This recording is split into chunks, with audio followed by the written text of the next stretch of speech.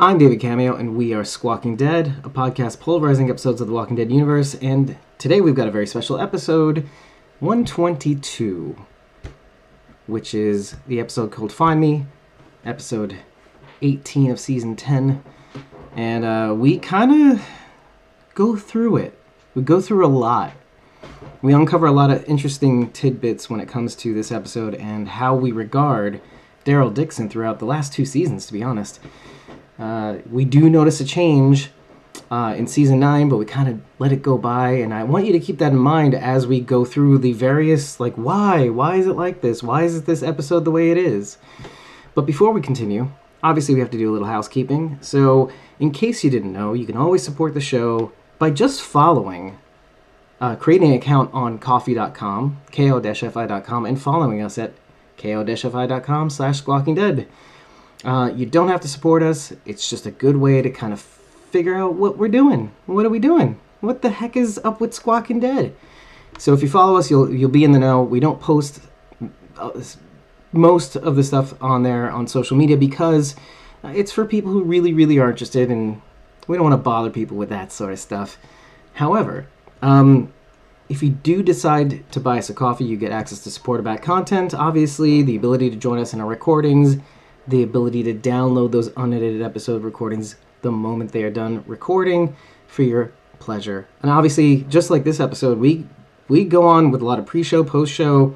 We expand on a lot of concepts, and that's yours to keep. A little behind the scenes. You can cancel us with that information if you want to. Do whatever you want with it. But if you do happen to buy us a coffee during this stream, a little message is going to pop up during it, and will be there forever on this episode streaming on Facebook, YouTube, Instagram, Periscope, and Twitch. Well, not forever on Twitch. I don't think that's how it works.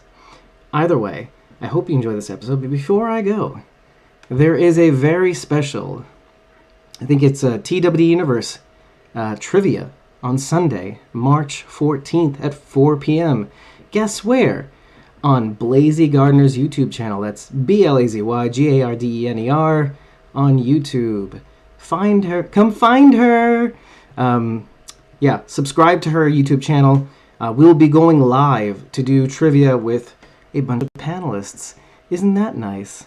So, do it. Be there. Subscribe to her channel. Enable notifications so you know when we go live to witness the technical fiasco, but fun camaraderie that ensues when we do our trivia. You can catch the last few trivia tournaments. Real prizes were given out, so if you do want to be a part of it, definitely DM Blazy Gardner on all social media. She's Blazy Gardner everywhere. Without further ado, I want to keep going. I want to keep this on a roll, and we're going to start the episode. I will see you in the chat if you're watching live on Instagram, Facebook, YouTube, Twitch, everything, basically. Everything that matters. Without further ado, here's the episode, and see you there.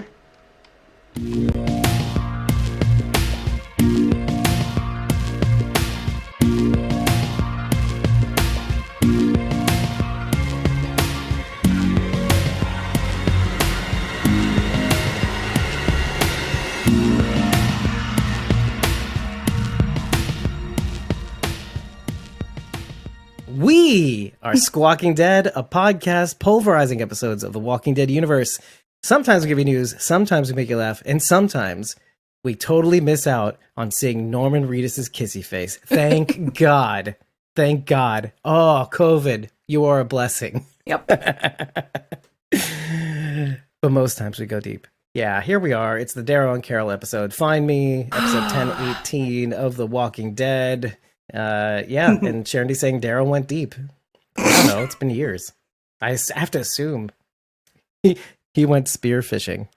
He did go spearfishing a couple of times. But only a couple. That's how stunted. I really enjoyed the episode. I really did. And it broke my heart. I cried, definitely.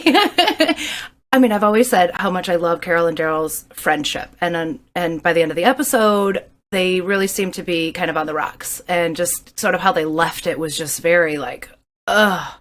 And I've sort of just been sitting with this feeling since yesterday, and it doesn't feel so good. And so I need a cap for that.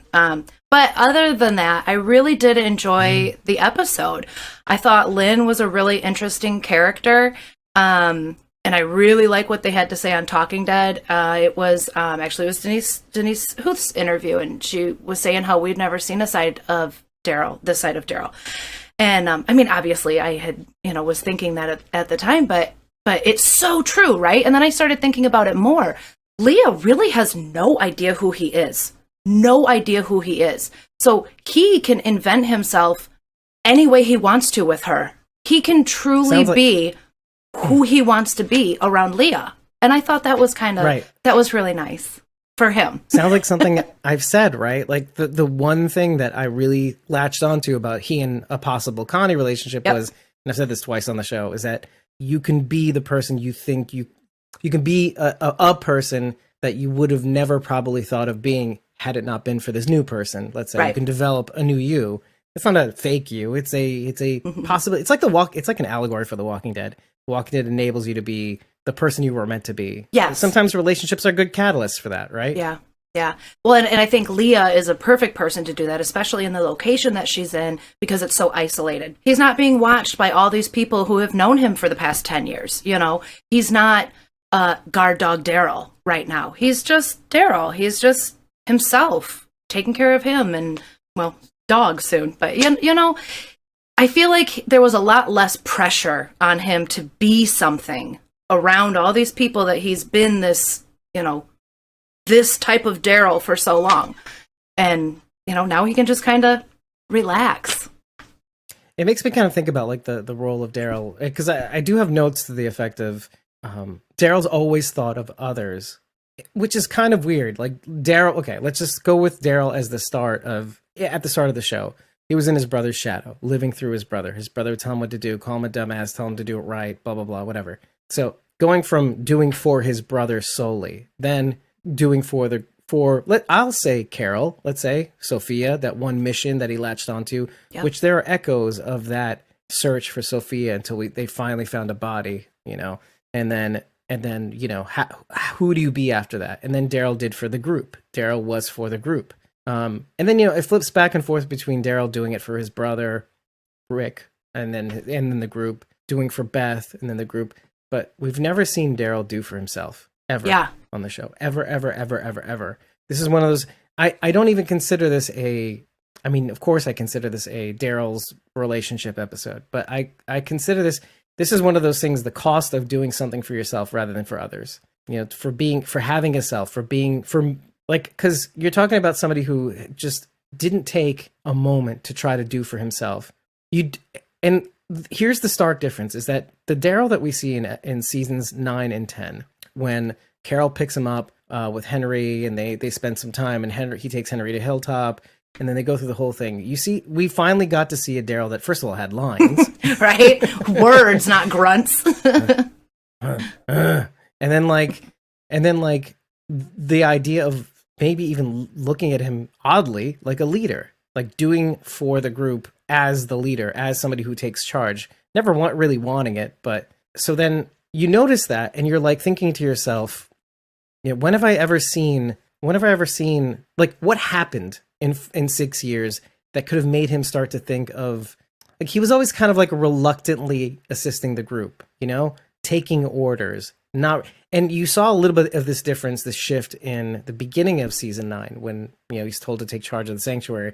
He's told to take orders. He doesn't really want to do it. Like, it's the first time you kind of see him like, I don't want to do this. It's stupid. It's dumb. It's dumb. I don't really want to do it. I have a self. Oh, you have a self now. That's very interesting. And then he goes away and he goes through this mooring process that he's, for this episode, you're obviously seeing him go through it, but he's developing a self. But of course he's isolated. He doesn't know how to do it, right? He just doesn't know what he's doing. He's living through this jail, this penance of some kind, trying to look for Rick, doesn't know what to do with his life. And then this thing comes along, and then it's just this slow moving romance throughout time, a long time. And so it's interesting to see him develop Like, even to the smallest degree, because he doesn't really truly embrace the self until like 5 years later or something. Oh, I could probably tell you, I did a just lot of math during this episode. A lot of math. Oh, yeah. I did a lot of relative math, too, because it's not enough to know that it's 5 years ago. It's how long was it after this? Right, right. What time was it from now? You know, what time was it from the fall of, you know, when Rick left the show? Where are we in the timeline? They're all approximations. Fucking timeline! Yeah, they're all approximations, but I think it's pretty close. I mean, Carol gives us a good starting point. So. Sharon says, if a fish can bang, so can Daryl. That's right. Fish bangs. Rim shot. Oh my gosh. And she also said earlier, quote, I wish he was the kind with fish parts on top and lady parts on the bottom. Oh, yeah. Oh my gosh. You know, the kind of mermaid. Yeah. Woo woo. She says Daryl got a rim shot. He went deep too. I guess they had a lot of time, you know. I am very pleased with how they handled all of that as well. I mean, I'm not a prude by any means, but I mean, seeing him kiss someone was already going to be bad enough. I mean, I couldn't even imagine like it going farther and having to watch. Like, I thought they did it beautifully. Everything was heavily implied. There wasn't any real, guessing involved, but we didn't have to see it. So, right, good for the carolers. Right. I agree. I am. So I'm actually okay with that. I have no problem with that. And Sharon says I don't need to see it. Yeah, don't need to see it. On the other hand, there is a part of me that like is trying to annoy me right now. It's like shoving a stick in my back, and it's going, could they have done it? Could they have gone a little harder in the paint about it? Could they have done a little bit more with it? Could they have? Do you think like part of like me watching this episode, like I don't know, 2 or 3 times, I started to get the feeling that like that maybe they could have done a little bit more to show like the kinds of affection that they both had for each other, or I can't really wholeheartely explain it. I felt like there was a little bit of holding back maybe. And that really, the fact that, and maybe this is just like my story, that me, I love story, everything for story, that maybe part of them, and they admitted as much on Talking Dead, like Nicole Morante, that they held back on the love scene, sure, but like, do you think they maybe held back on other things? Like, I mean, we saw bits of intimacy, like pleasant romantic moments, but couldn't they have maybe done more? I almost feel like a kissing scene or like a fake kissing scene, like where like we see the back of Daryl's head, like that Michonne kiss. They could have done something like that, maybe. I was expecting a kiss. Don't you think? I was expecting a kiss, which is why I prepared myself for the awkwardness of it. And it didn't happen. So yeah, I mean, I guess they could have thrown a kiss in there, COVID safety guidelines and all of that. But they could have thrown a kiss in there, and I would have been okay with that. And it would have shown a little bit more, sweetness, maybe. Right. So you're feeling it too, right? There was a little bit of a disconnect almost. I mean, like you got it. You understood it. I mean, come on. But you have to feel it. I'm not thrilled about this, okay? I'm okay with it. So, no, I wasn't left wanting more from Daryl and Leah together. No, I really wasn't. But I would have been okay with it. Right. I guess maybe to distill it is like something felt a little bit missing, right? Just a little bit to explain the type of relationship they had, to cement it. Well, I think I don't know. For me personally, I think they wrapped it up in the fireplace scene. That was all I needed to confirm. Okay. To confirm it all. So, and that was all I wanted to see. That was enough. And Sharon D's saying she thought it was pretty clear. Mm-hmm. She liked the Spartan nature. They could have, but it wasn't necessary. And it's not that I disagree, but there's a part of me that is bothered by the idea that they even held back a little bit because of fans. You think so? Do you think we all know what we're talking about? You think the choice was because of the fans? I think they would have done it in spite of the fans, don't you? I normally if that normally were a factor. But it is. But the fact that it was like outside of COVID, let's say there were concerted. It sounds like from Nicole Morante, those meetings with Angela Kang were specifically about the fan reaction. Like, should we be sensitive? Right? Right? Yeah. I mean, COVID is an easy way out of that conversation. Yeah. It's like, oh, we can't do it. I guess we can't do it. I guess we can't be that intimate. That's a slippery slope. Once you start giving the fans exactly what they want, though, That's what she said. It's scary.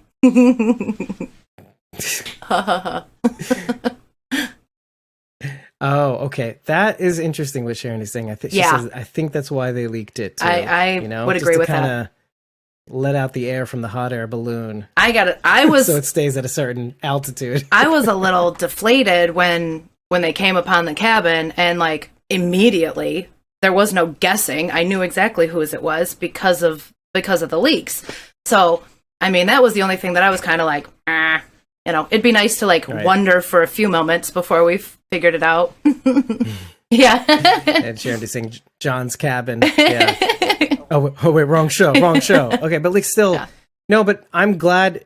Look, it's not that I take pleasure from being right about something, but it's like I'm kind of relieved that from the conversations I was having with some of those people from the Carol contingent, that the idea that it was a past, it was a scene from the past that everything that we were saying about during this time Ezekiel was with Carol, all the things we said last week about it, which we're not going to retread. So if you want to hear that episode, just listen to the episode last week, apply it to this one this week. Right now, this episode I mostly want to focus on Daryl, but we were basically right about everything.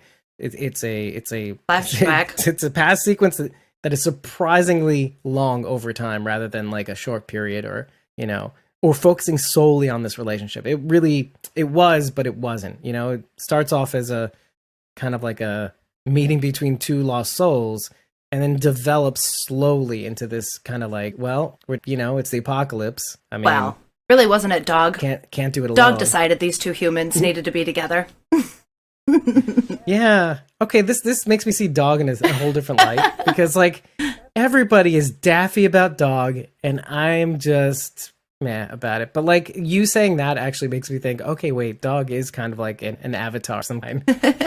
There's a soul in there, and he's getting them together. Okay, I can dig it.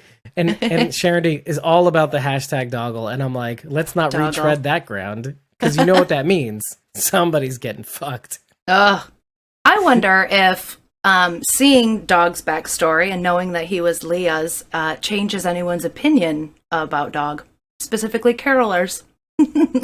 I wonder, actually, that's a really good question. Maybe even just the framing of it just that way makes people change their opinions about it. It wasn't hers. Sorry, it wasn't his technically. Right. Became his. And the fact that it is his now says a lot about what Leah meant to him also, too. Right? Mm-hmm. You think about it? Oh my God. Well, I mean, what were the options? What's he going to do? Get rid of the dog? Come on. He's not going to just get rid of him. No, true. 100% absolutely true. But the affection, it's one thing if you have a dog and you're like, okay, I take care of it, blah, blah, blah. It's a living thing. It's the community's. Maybe he could have just pawned it off to the community, not made it his. That's entirely possible. But now we have to recontextualize all the scenes we've ever seen Dog in, right? There's two general scenes or two general ideas of when we've seen Dog with Daryl. Connie, that whole noise, very interesting. That the fact that they're there for the development of the relationship, or that Dog is there for the development of that relationship, interesting. But also with Carol to a certain extent, or actually not with Carol, right? The moments that I'm talking about are when Carol went off to find Negan, quote unquote, and really went to get a Whisperer spy. And then the double acorn, getting the spy, coming back, he's in the jail cell, and then Daryl's with Dog in the basement with his shirt off, obviously, because we can't have an episode. A season must not go by without Daryl without his shirt off, right? Right. So the whole double capper thing, and it makes you think a little bit this whole thing makes a little bit more sense with this past scene in play now. What does it mean, Since you're right there on that scene, do you remember the line that Melissa talked about during Talking Dead? I went back through my notes that I took for the episode Bonds, and I either didn't hear the line or I must not have heard it, because if I had heard it, I would have written it down. But there's a line in that episode between her and Daryl, and she says, Connie fine too? What? I see things. It's not like that. No? Not at all. Why not? Aren't that many people left to find out there these days, much less good ones like her. Yeah, I know. Well, then why not? What's the matter? Because it does. You don't have to be alone. Years pass, Daryl. She can't hide out with her dog forever. We find out in this episode that Carol does in fact know about Leah. Like, she knew who Leah was, and then obviously that line from the past episode, sort of confirms it.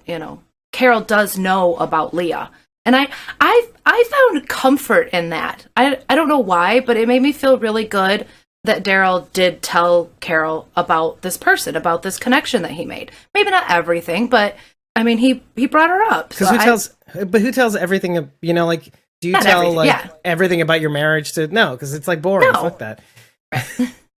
You're absolutely right. The idea that Carol knows about it means they're friends, right? 100%, all in. There's no reason for him to not say anything. But it also makes me feel a lot better about Daryl as a whole. And this is gonna make people who are into the idea of Carol and Daryl as a couple, hashtag Carol, it's gonna make them mad. But the fact that Daryl doesn't see Carol that way enough to be able to freely discuss this relationship is a clear indicator. Like, it's not, there was never any, I feel like this really contextualizes all the scenes that many people may have pointed out. And again, we have to do the disclaimer. I'm not disparaging anybody. I don't want to make it seem like this is never going to happen, but from my eyes, it's like that, at least thus far, Daryl has never seen Carol as a number one, or never could have seen Carol as a sexual object, as a romantic interest, And again, I'm not saying she's a motherly figure either. Oh. However, I am saying that I don't think he sees her as anything other than just a kindred spirit, kindred spirit. I wouldn't say soulmate, because I reserve that usually for romantic or like. I would say soulmate. I would say soulmate. Okay. I think soulmates can be more than romantic. If anything, they're beyond romantic, in my opinion. Okay. Well, either way, you get what I'm saying. Like, I do. Yeah. Yeah. But yes. At least from Daryl's point of view, he doesn't see it that way. I don't know about Carol. I don't know about Carol at all. But I think she loves him. I do. I think Yeah. she wants him, but romantically. Sure. I mean, come on. I mean, yeah, I do. I think I do. I see it. I see that she wants him, I think. No. So yeah, that's why I said the jury's not out on my end about Carol and wanting Daryl, which is interesting because if you really, really think about it, nobody's really even questioned whether Carol sees Daryl that way. I think more people are into the idea or of the belief that Carol is in love with Daryl, let's say. I'm not saying I'm one of them, but I'm saying it's easy for people to think that, right? Yeah. And there's good evidence to see why that could be too, right? A lot of good evidence, yeah. But you made me pause, I think, the other week when it was when we were talking about all the Daryl hate or the Norman Reedus hate, and you said, why doesn't it go the other way? Why doesn't it go the other way? Why does it automatically go to the man in this scenario, right? And then that made me pause. I mean, I'll admit it, and I have to say that, like, part of me, even myself, was like thinking, why does it go that way? Why do we not question Carol's? Like, what if Carol really doesn't see Daryl as anything more than like a friend? But we're more inclined to, right? Yeah. We should challenge that. I mean, we're always assuming Daryl is the one to not see, and that's easy. That's the easiest thing, though. Like, it's not like against us assuming that about Daryl is nothing against Carol. The Carol part is easy because there's examples like, the lengths that he went to go to find Sophia, the fact that she said, hey, you want to fool around, all this other stuff. I mean, the way she regards Daryl and every intimate scene they're with each other. And when I say intimate, I mean like in close contact. Don't mean touching the private parts. But what I mean is that, like, Daryl is obviously just emotionally, romantically retarded. And that's a word because it's slow. Like, he's slow to learn these things. Yeah. He's never exhibited these things. Every opportunity, like, the closest you could have gotten is maybe Connie.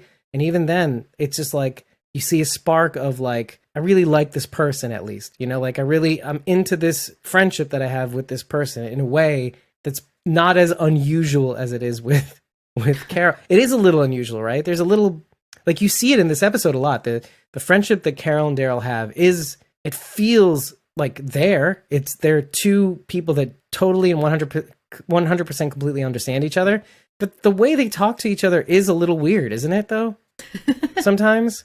Have you noticed that? Like, there is a kind of weird, not awkwardness, but, well, obviously there's a little awkwardness because, she's with Ezekiel and she's off doing her own thing and he's like doing his own thing. And it's just awkward in general because they're both doing things that are complicated and hard. And especially with Daryl and being in isolation. But there is a kind of like, they don't talk to each other that normal friends talk to each other, like, in some ways. Like maybe in the beginning of the episode, but like when they're going through the past sequences, it just feels very awkward. Yeah. Yeah. Well, I mean, Carol says it's different. And I mean, she's talking about what's going on there, but it clearly applied to what was happening right in front of her. Like their relationship is different too. It's funny. You just brought something up that I didn't think about when I was writing my notes, is that like you saying what you said just now made me think, oh my God, we're so focused on the fact that Daryl and Leah took forever to have this relationship. We didn't stop to think about how, in some ways, Daryl and Carol were kind of, in some ways, either rebuilding the relationship or like Carol was building up the courage to tell Daryl, you need to have your own life. It took her forever. She'd never, because these are two people that never want to tell the other what to do.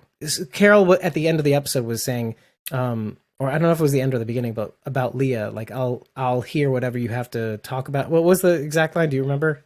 Daryl said to Carol, I told you everything. And she said, no, you didn't. And he said, well, what do you want to know? And Carol said, whatever you want to tell me. Yeah, or whatever you want to tell me. Exactly. But that's been their relationship the entire time. When Carol finally, like, whatever it was a couple years ago, was finally saying, dude, you need to get a life. that was like, but that was a slow progress of her building up to that all these years too. Yeah. Right? It's not just it's easy to forget to like not focus on that whole part of it when you're seeing this Leah and Daryl relationship try to build up too. So in many ways, it's like their friendship. Of course, they have a friendship, and of course, it's a long established friendship. But like even friendships have evolutions, right? Even friendships have to grow, right? And theirs was kind of stunted because of their various personal obligations or commitments or mourning. So I don't know. Something had to. I don't know. There's obviously a lot of synchronicity going on in this fucking episode. Like the whole spearfishing thing, and both Leah and Carol, and the things they fucking say. It drives me up the fucking wall. Because what are you trying to say with this? What are you trying to say? Stop leaning on the Carolers. Well, and I was like picking out the parallels between Leah and Carol all throughout the episode too. I'm like, what is it? Like, what is she just like? Right. A younger Carol, or like? Yeah. Excuse me. Are you being ageist? I'm not being ageist. Facts are facts, aren't they? I'm sorry. I'm just being. I don't think I'm being ageist. That's basically a Caroler making a Twitter comment. Yeah. See, and that's why I don't do. That's why I don't like being on Twitter. Y'all are like making me be on Twitter, and I don't like it there. Everyone's mean. Everyone is mean. And I don't like it. I'm not a mean person. No, you're not. You don't. They don't deserve you. They don't deserve you, Rachel. I'll shield you from the world. I'll shield you. Don't worry. It's okay. It's okay. All right. Okay. So that's very cool. Sharon says, I personally don't see it, but if it happens, it's cool too. I said that last week. Again, if it makes sense, it's like the Madison thing. It's like anything that feels like it would be a stretch or a leap. From our present point of view, you're gonna have to connect the dots, right? You're just gonna have to connect the dots and make it work. And Sharon, Nisa even says I'm not against it. And so, okay, Sharon, your comment here is actually very prescient. Carol was married to someone else. Why should Daryl have to be alone? But that's the thing. Carol even said it in this episode. She's actually literally saying to him, "Why should you be alone? Mm-hmm. There's no reason for you to be alone." This is. I mean, the one thing I want to latch onto is Carol says you and this contextualizes every single bit of anger that we have, that we as an audience may have towards Carol for season 10, like the majority of season 10. But Carol says to Daryl, you just have to know when to stop. You just don't know when to stop, right? And then it hit when I saw it in the second watch and I wrote it down, I'm like, this hit me like a ton of bricks. And the reason why I think Daryl is even more like for hearing that from Carol in the past, in the in-between scenes, in the in-between time frame scenes, knowing what happens in season 10, I'm almost like amazed that Daryl held back as much as he did. It's like, you fucking hypocrite. You know, you're telling me you never know when to stop, where here you are, you know, where I'm basically telling you, hey, don't do this to Lydia. Don't do this. It's going to get people hurt. You know, why aren't you driving? Why can't you just stop? And he gets it. Obviously he gets it. Like, cause he was out there too. He was out there looking for Rick all this time. And it brings back this thing that we often say on the show every now and again, is that you hate in others what you hate in yourself. Like that thing that you did, sure. You know, that thing that you did that you hate in yourself, you will end up, you know, disliking or disapproving or, you know, in others, you know, and this is the thing that breaks my heart, Rach. This is the thing that breaks my heart, is that it's not enough that Daryl's lashing out at the end saying, you just don't know when to stop. You don't know when to stop. It's the loop. It's the two of them having this experience of not knowing where to stop. Daryl's out of it now. It's this weird spot where she starts by telling him you don't know when to stop in the past, and then Carol's in this spot, or Carol was in this spot of not knowing when to stop, and Daryl knowing his place. So like Carol was on the other side of the river at first, but now they've switched sides. Now that Carol's out of that side, so let's maybe start by asking a question. Like, do you think Carol is rudderless now that Alpha's dead? Like, do you think she's running like Daryl says? Because we have to pick apart these statements piece by piece, because Daryl says, you're just running, you know? But then he says other things too. Like, you don't know when to stop. Let's just say, where do you feel Carol's at? Because at the beginning of the episode, it's like she does her duties and then she just hops on with Daryl. Like, do you feel like she doesn't have a self anymore? Like, what do you think is going on here? I think Carol does not regret what she does. I think she did what she did. She ended the Whisperer War. Alpha died, and what needed to be done got done. Now Carol's just trying to make up for how it all happened. And Carol is a runner. She likes to run away. We know this. And I do see her trying to make amends. I mean, she confessed to Maggie. She's, you know, trying to help out, rebuild. She is trying to make amends for her actions. But if people don't start showing her forgiveness, she will run away. She will leave. Yeah, I do see that, and I recognize that. That's true. But I guess that's the thing. Like, doing what's okay. So we're talking about doing what's right.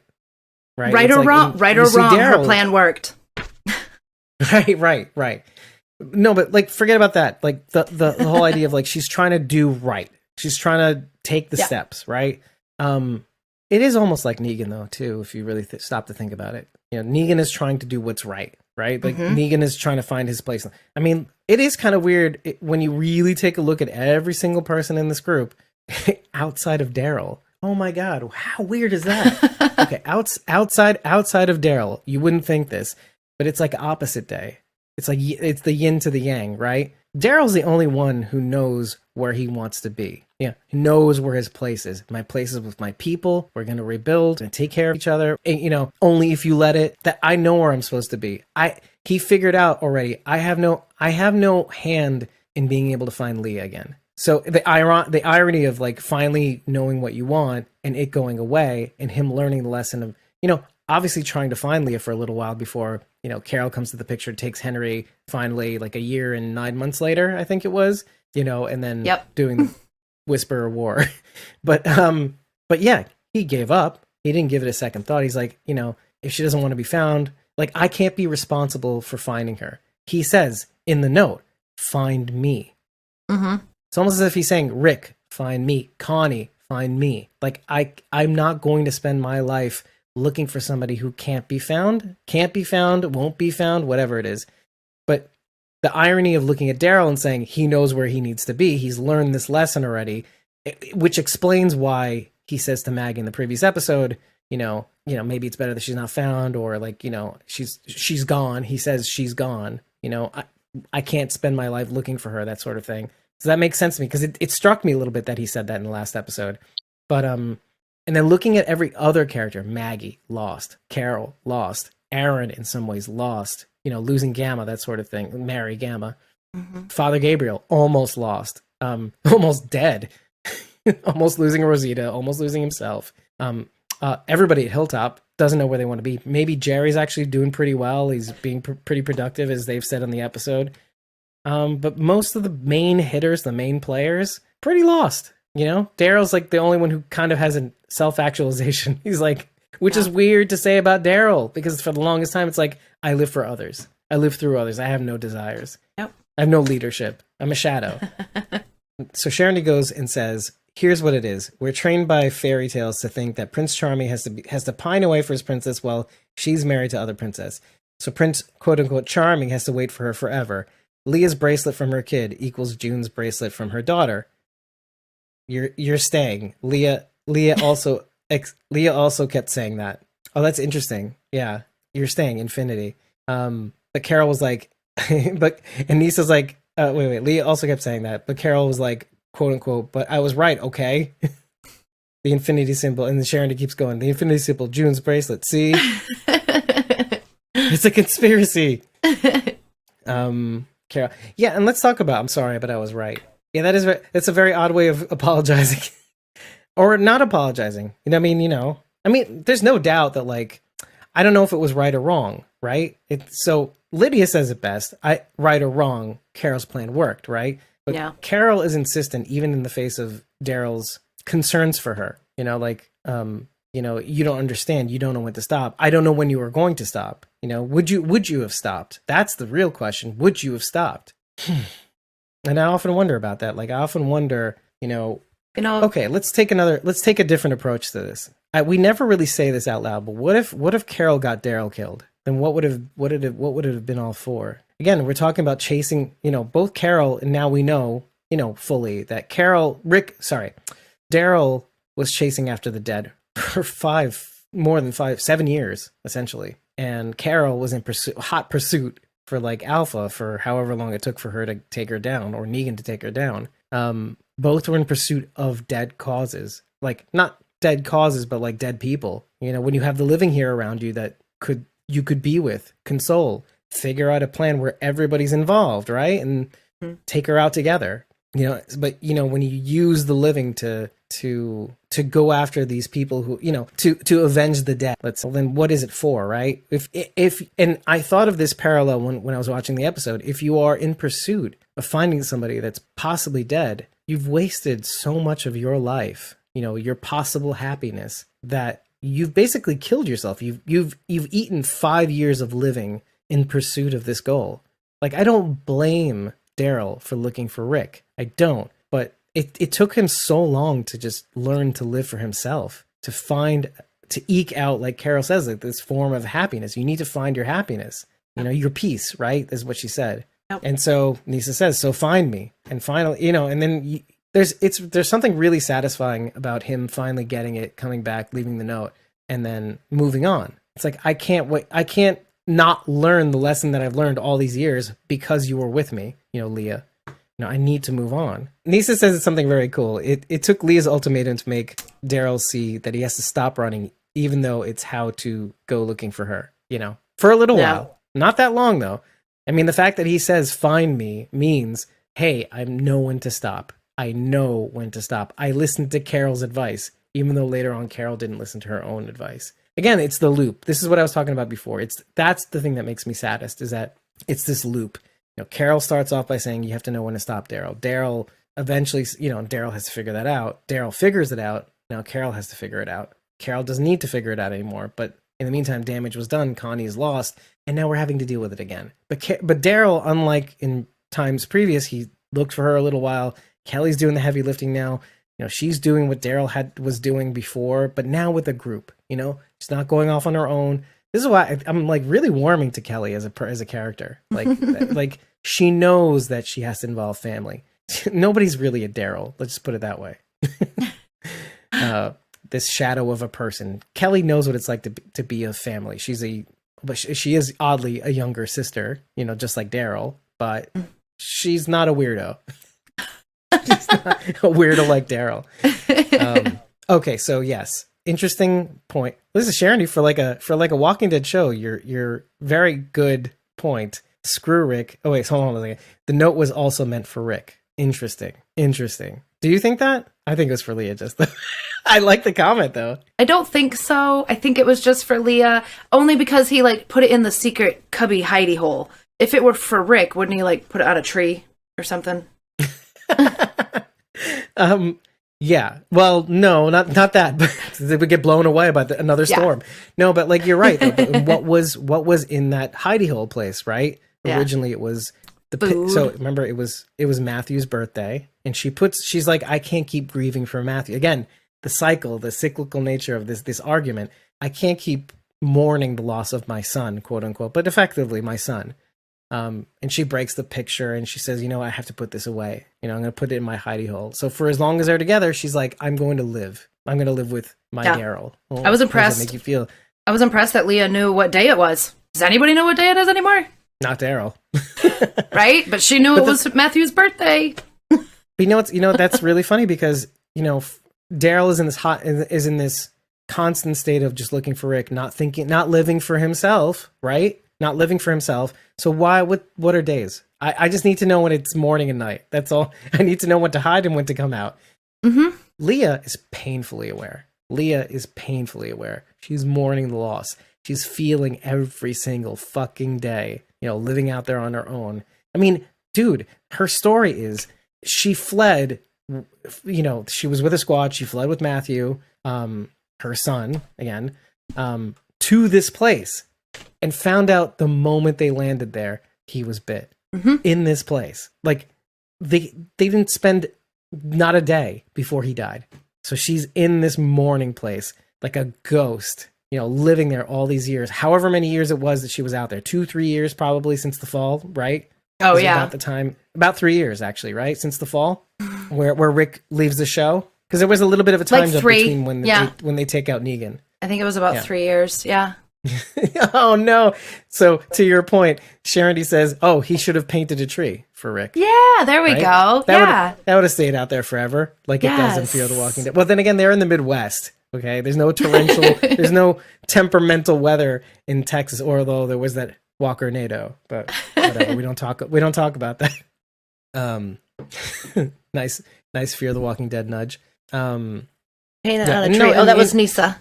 Yeah. Oh, was that Nisa? Yeah. Oh, that was Nisa. My bad. That is totally not Sharon D. Boo, Sharon D. Boo. You missed out. Sharon D said maybe dog is Madison. Or maybe Leah is mad. Oh wait, then she says dog, right? Yeah. Hey, fuck you. No one's gone till they're gone. No one's dog till they're Madison. That's staying in. Fuck that. I don't care. Okay. Oh, I will say one thing. Like taking a break from all this, I don't know, stream of consciousness conversation that we seem to be having.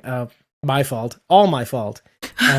I did finally notice the difference between digital and traditional media. Why is because during these past scenes, these flashback scenes, I wanted to research when scars happened again for some reason, and scars basically happens really earlier on. Like early on. This is like before Daryl. I think it's basically before Daryl really goes and looks for Rick's body necessarily. Like you see Michonne at the beginning of Scars looking for Rick. So obviously they're both looking for Rick, but they both decide to take a break, obviously to, I don't know, do this whole Scars thing. So, when I was watching that episode, I noticed the difference in film stock quality. Like really? Yeah. If you watch in Scars, the color grading on Scars anyway is already pretty. Like when they go in the past scenes, it's already like very it's almost sepia, almost like a washed out sepia, right? Okay. So when you look at it, it's like okay, and then there's the graininess, and that graininess is like the film stock, right? I urge you all to just watch the current episode, watch 1018, watch it for like 15 whole minutes, and then take a break. Put on Scars was 9:14. That's what you said. Yeah. Oh, okay, good. And then pop that on. You'll see it like almost right away. You'll be like, oh, this is a whole new world. Now, there's a reason why you may not have noticed it before. Is I believe, I may be wrong, but I believe that Fear the Walking Dead's recent seasons are filmed in digital. Correct me if I'm wrong. So you may not have noticed it before, but like in Fear, I feel like I've noticed it. I think Fear, it was like that. So go figure. But yeah, and I don't think they could have done this episode in traditional film. Some of the shots that they were trying to do, especially the end shot where the camera zooms out and Daryl's looking through the screen door or the patio screen, we wouldn't have been able to see that. I barely saw him. Yeah, I barely saw him as it was. Yeah, imagine if it was traditional film. Barely. And the color between that and the colors, you know, the what they can get in terms of like the dynamic color range that they can get on digital versus on traditional, like without all tweaking it and shit. It's just amazing. I urge you to actually specifically look at Scars and flip back and forth to this one. There's one thing that we do have to talk about when it comes to the timeline, because we know what basically happens throughout the timeline as Carol and Daryl meeting each other throughout time. But there's one thing that we don't know about, and it's at the midway point between the time that Rick jumps off the show and the present day. And that's 3.5 years to the, you know, right in the middle. And it's when Daryl finally gets that scar on his face. We don't know what happens. Nope. We don't Still know. don't know. Still don't know, right? And I was staring at it. It does not look like an accident. Like, oh, he like got whopped in the face by a branch or something, or walked into a sharp edge of a door frame or something. Like, it does not look. Yeah. Like an abuse story. Yeah. I walked into the doorknob. What? Yeah. So there's more to that story. I think there's someone else involved in that.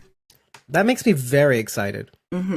Very excited. You know, and I'll tell you why. Because man, I don't know what it is, but when Lynn Collins said on Talking Dead, not all is as it seems. It made me think of the scar, sure, but it also made me think of like, okay, meaning there's a lot more story that we're not being told, and then maybe we never will hear. But they were very specific about like making it apparent. Like, and she says it on the show, you've been through a number, or like something like that to that effect.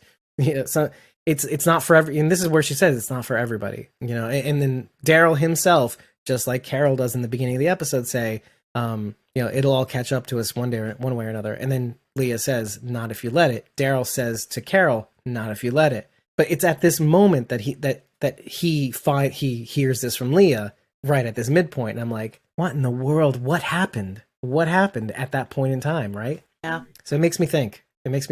Maybe there's more to this than that we're going to get eventually. Because man, The Walking Dead's almost over. They got to tell us. We'll see her again. We're crazy. We're gonna see Leah again. I know we will. I mean, I don't even care about that anymore. I want to know what happened to Daryl's face. Well, I think I would imagine Leah would be part of that story. Yeah. Sharon, go ahead. Say.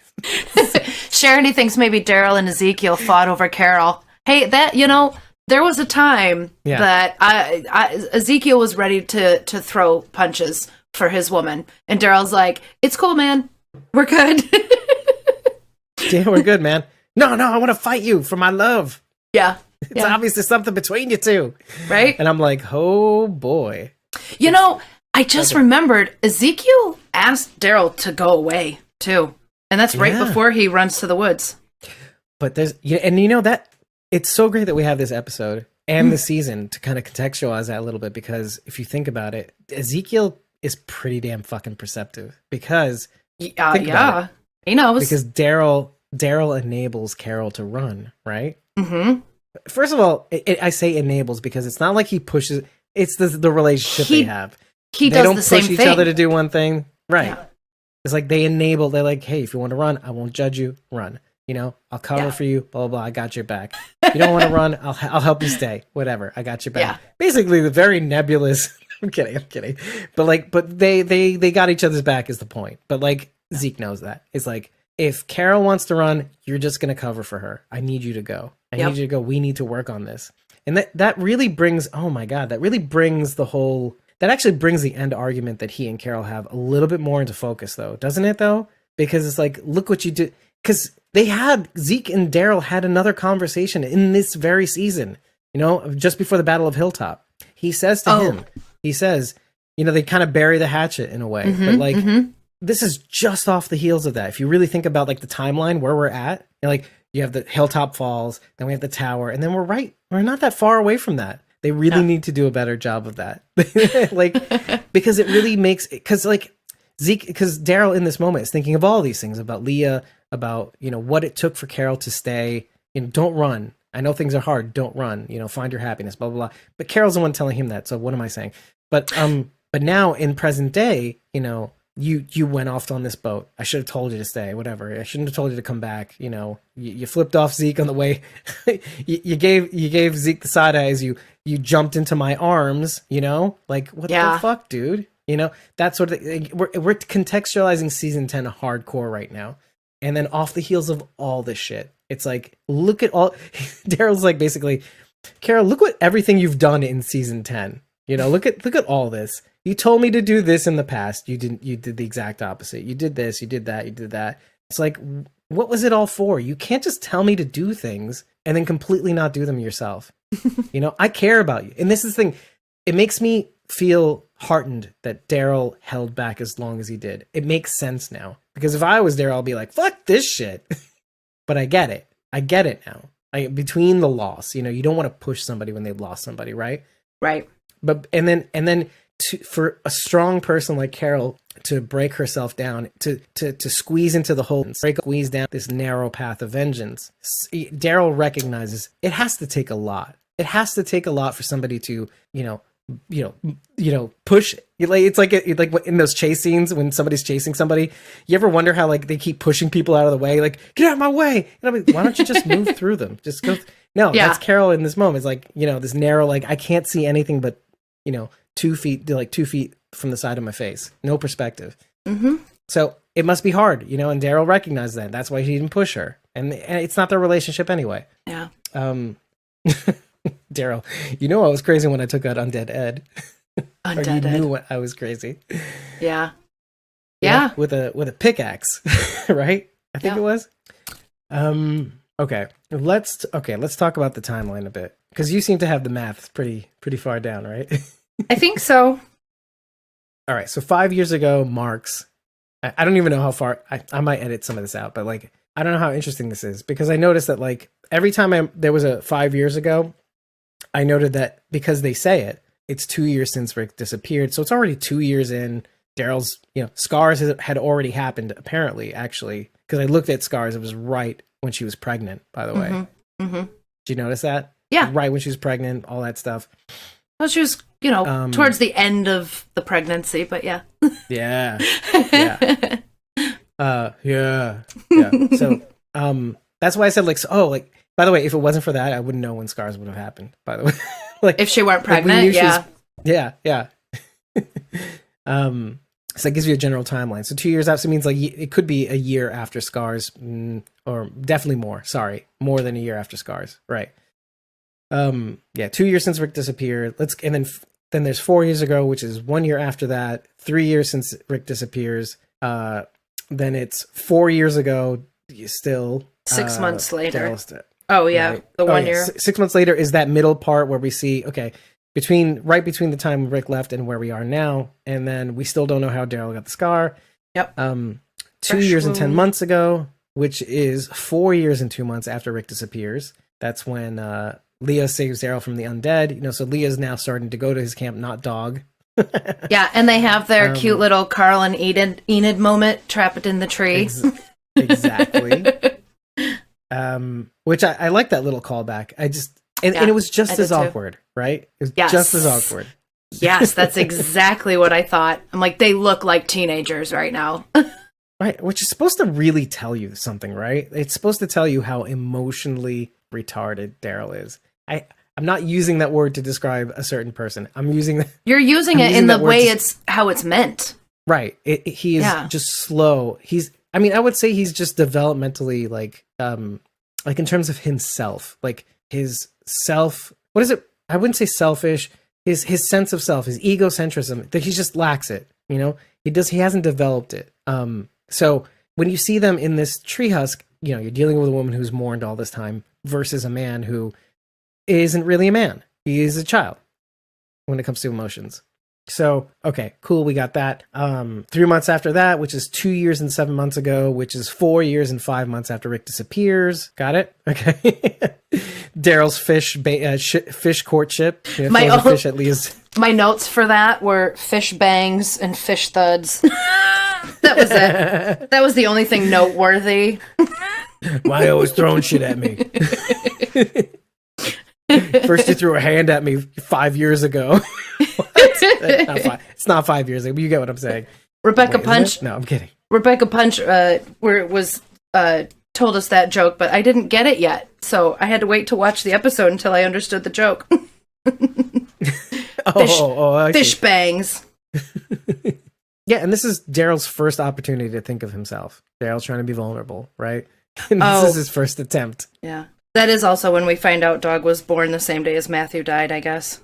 Exactly. That's the turning point. That's when things change. It's at this point that we start counting the months where Daryl and Leah are living together. A total of 10 months living together. We have to say that out loud several times. They've been living together from that point until this moment, which is up until a year and 9 months into the past. So they only kind of split up a year and 9 months ago, or she left him or he left her. You could look at it both ways. The spear fishing thing, callback. Yep. Yeah, another scene of Daryl looking for Rick as Leah looks on, not Dog. Leah and Daryl stop looking. You know, and they're looking at the beauty of things. They're doing things for themselves instead of like for others, for dead people, possibly. And of course, one of the many times, one of the probably several thousand times, Leah and him knocked boots. That's what I wrote in my notes. In 10 months, you can do a lot of boot knocking. There's a lot going on in the chat, which is, here's a fish, woman. I fillet for you. I feel a for you. Now love me. I feel a for you. I feel a lot for you. I have feelings, woman. Take my fish, goddammit. I think I love you guys so much. It's cold and dead like my heart. No, it's full and round and squishy. I have like feelings. It's squishy like this fishy. Oh my god. Once you just go squawk, you never go. Once you go squawk, you never go talk. Wait, that's the wrong show. It's cold and dead just like my heart. I love it. Okay. So at a year and 9 months ago from present day, year and 9 months, not too long ago, ultimatum, okay, which is 5 years and 7 months after Rick disappears from the show. And it's like 5 months from when we get Magnus group, when we see Judith, you know, and Coda, you know, like dragging them back to Hilltop and all that stuff. Sorry, to Alexandra. Oh, I also noted that at the 10 months later point is when Daryl lost his other wing. Wait, at which point exactly? The 10 months later. Oh no, I'm sorry. Hold on. Let me go back. I think it's no, it's the 10 months. It's the 10 months later when Carol comes back, and her hair's longer. She's got the ring on from Ezekiel. Oh yeah, this is where she says, "I don't want to lose you because you can't figure out when to stop." Yeah, that was I noticed his wing was gone at that point.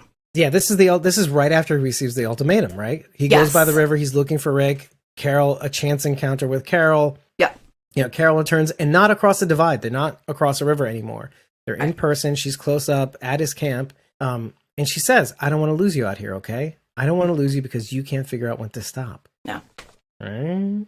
Okay, and then, and I wrote in big letters, like, this is why Daryl is as progressively pissed off with Carol across TWD Season 10. Like, and holding back, obviously, like I said before, but it's like the hypocrisy of it. Like, you went so far out of your way to come to see me, to tell me, hey, isn't it enough? You know, the thing that we don't usually do. Like, we don't usually tell one another what to do. You know, we don't, you know, we just enable one another. Daryl knows firsthand the consequences of going too far. That's why Glenn's dead. Yeah. Oh, yes. Okay, so I wanted to get to that comparison, too, because it's not a very good one. It's not a... I thought about it. It really, really poked my brain a bit, because it's... Yeah, he knows full... The interesting thing is, I don't know that Carol has that same living reminder. You know what I mean? Like, well, she wasn't there for the lineup. Is that what you mean?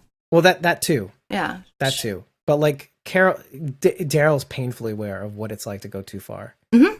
Yeah. In fact, if Carol would have said it then and there, I think he would have gotten it. Like, it's not going too far. Like, doing your own thing, going too far. I think Daryl a long time ago, learned, what it's like to lose control, like what it costs to lose control, killing Glenn, getting captured, tortured, etc. So, I almost feel bad that Carol doesn't have that lesson, right? So Lisa's saying losing a wing equals losing his virginity. Is that about the time he loses that wing, though?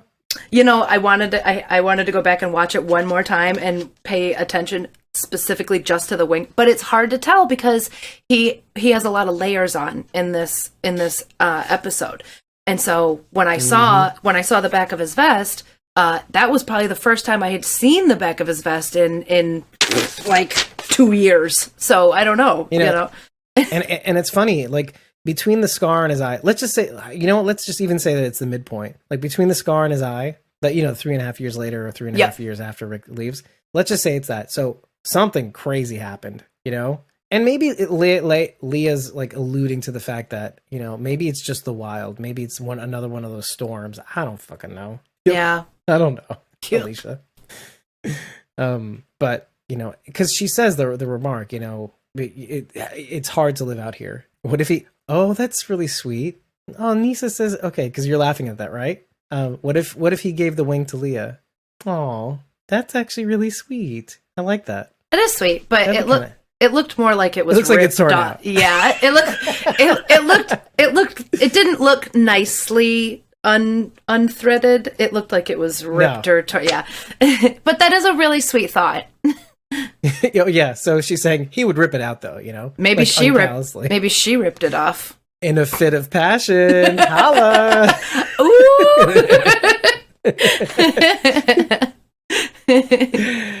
that deserved that moment. She's like, no, Daryl, I'll take it. Keep the vest on. I'll take the hit. Yeah, you can leave your vest on, and I'll rip this wing off. Exactly. It's gotten hot in her. Time to cool down. And you know what? That's the crazy part too. Like, Daryl is listening to her and takes her advice. He says, "Oh shit, be right back," and then he jets off to find Leah again, only to see that the place is wrecked, everything's knocked over, blah blah blah. She's gone, and then he writes the note. He has the emotional maturity to write this note, saying, crystallizing everything he's learned in the past almost 7 years, saying, find me, because it'd be 5 years. I can't do this. Like, because if I find you, I'm like not learning the lesson you just tried to teach me. Now find me. Mm-hmm. Right. So I'm heartened by that. I am heartened by that. I'm heartened by the fact that he's learning. Like, it's not like, look, we can easily look at Daryl and say, like, okay, he's just this, he's kind of a dummy, but I don't think so. I think he's just never given himself the opportunity to be more. And I like when we see people trying to be more. Yeah.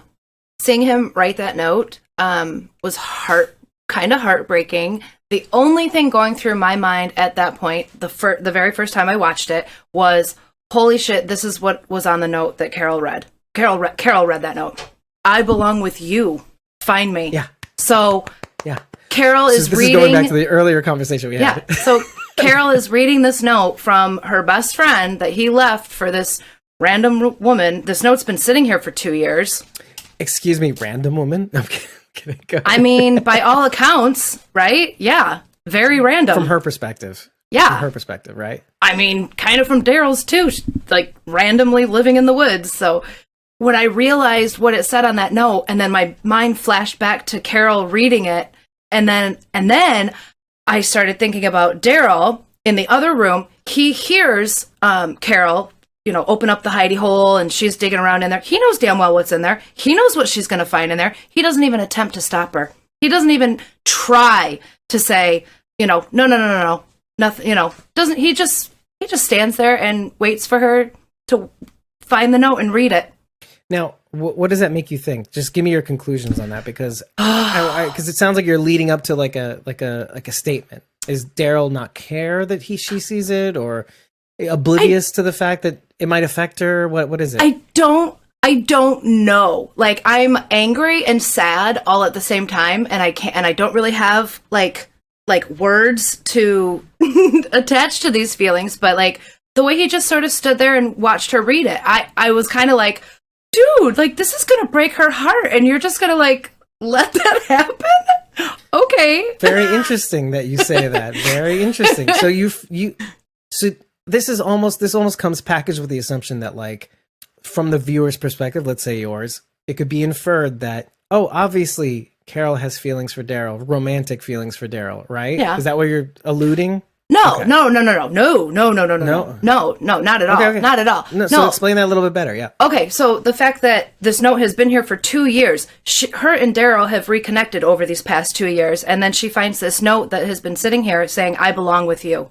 So if I were Carol, I immediately think, wow, so like you've been, like, unhappy these past 2 years? Like, are you have you been miserable? Why are you even here? Oh, here with me, are you saying? Or, like... Yeah. So she ran away, so we were, like, your second choice. That's how I would feel. I would feel like a second choice because she ran away. Not me, not Carol personally, I guess. I just mean... Oh, just you. The group. Like, our people, our community. Like, we're second rate. Yeah. What's interesting about that is that, like, knowing now what you've seen in the past scenes, it's kind of like, well, Leah's never been one to say, I don't need, so she said from the beginning and firmly, like, I don't need saving. I don't need you to care for me or provide for, I don't need a damn fish from you. Yeah. Like, and what's the response to that? What do I actually need? I need a person. I need somebody to live with. I need somebody to share things with. I need somebody to share the beauty of things with. I can do all this shit myself. I don't need you, you know? So when you take that into account, it's kind of like, yeah, she just needed me and I couldn't even do that for her. Yeah. That's and what she needed. And Carol says to Daryl at the end, I just need a friend. I don't need this. I don't need that. Ugh. I just need a friend. And she, you know, it's like, it's funny. It's like she kind of had the last dig in that one too, if you think about it. Like, you'd think Daryl was, but, like, I just needed a friend. Hey, they're both wrong and they're both right. I'm not on anybody's side at the end of that. I mean, I'm crushed, but they're both right and they're both wrong. So I can't. It was just hard. Well, I think it was Sharity, I think, that said it earlier. Like, you know, sometimes friends just need to blow steam off. It's not the end of the world. They'll be okay. Yeah. You know? But now I have to sit here for a week going, I'm gonna throw up. They're gonna be okay. They're gonna be okay. Yeah, no, but did you notice that also on that note was a map? There's some bits of the drawings from the map. Yeah, like he tore it basically, from his map. Yeah, basically telling her where to find him. Oh, see, I guess I didn't read that far into it. He just used the paper he had. Left a note. Oh, no. I think very specific. I have to imagine that he left. I mean, the fact that he scribbled that down on the map, he must have marked where he would possibly be. You know, like, could be. I don't know if Hilltop's not on that map, but Alexandria is. So she knows to go to one of these communities, which is also another thing. Like, okay, I think it's probably a good time to go to the ultimatum where she says basically choose between me, Alexandria, and what was it? And continuing to find Rick. Yeah. This fucking prison that you've been in for like 5+ years or whatever. So there are many theories that I have about this. One of the biggest ones I want to talk about is that is it possible that Leah's pregnant? And this is why, because it does strike me as, for somebody who doesn't need anything, she issues this ultimatum. Like, you can't keep, you know, I stopped mourning the moment you decided to live with me. You know, she put the picture away, and the note, and what's noteworthy is that she decides to take the picture with her when she leaves, because when Carol's rooting through all the stuff, you notice that the picture frame is there with the broken glass.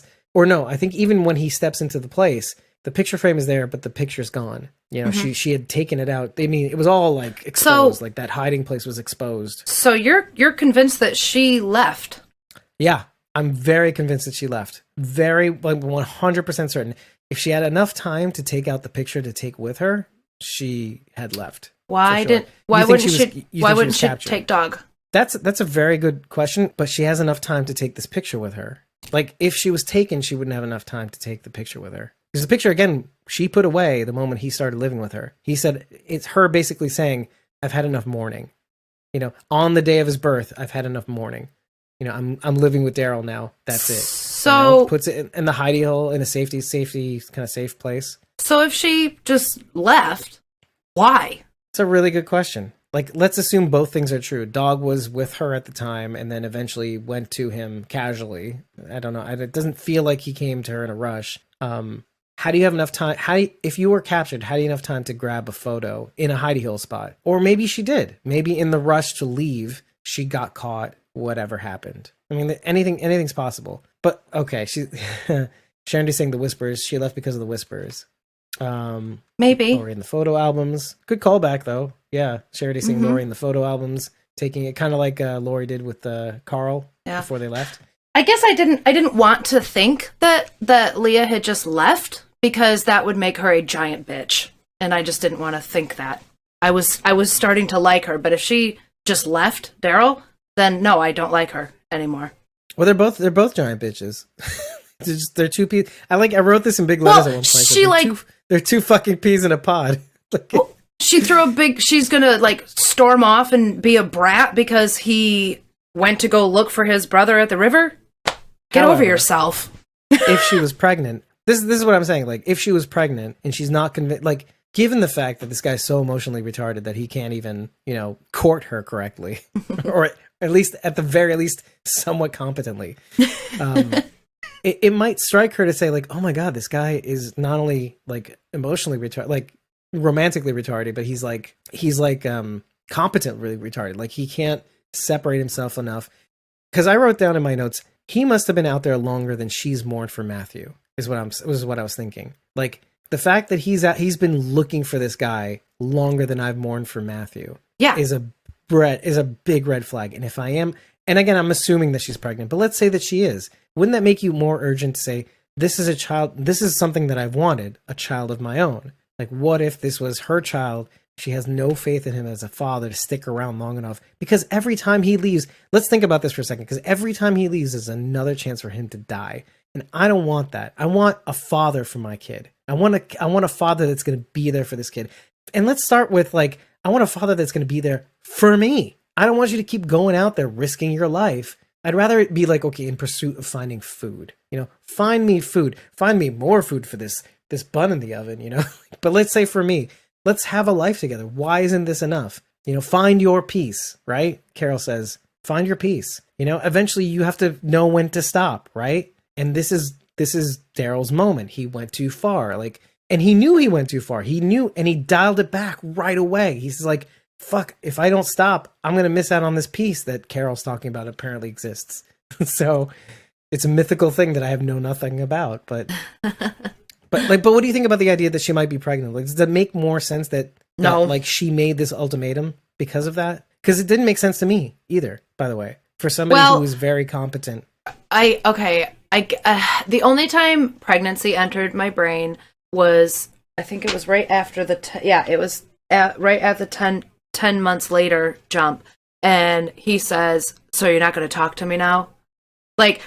For whatever reason, when he delivered that line, I thought, oh shit, she lost a baby or something, or something tragic happened with a child. That was my thought.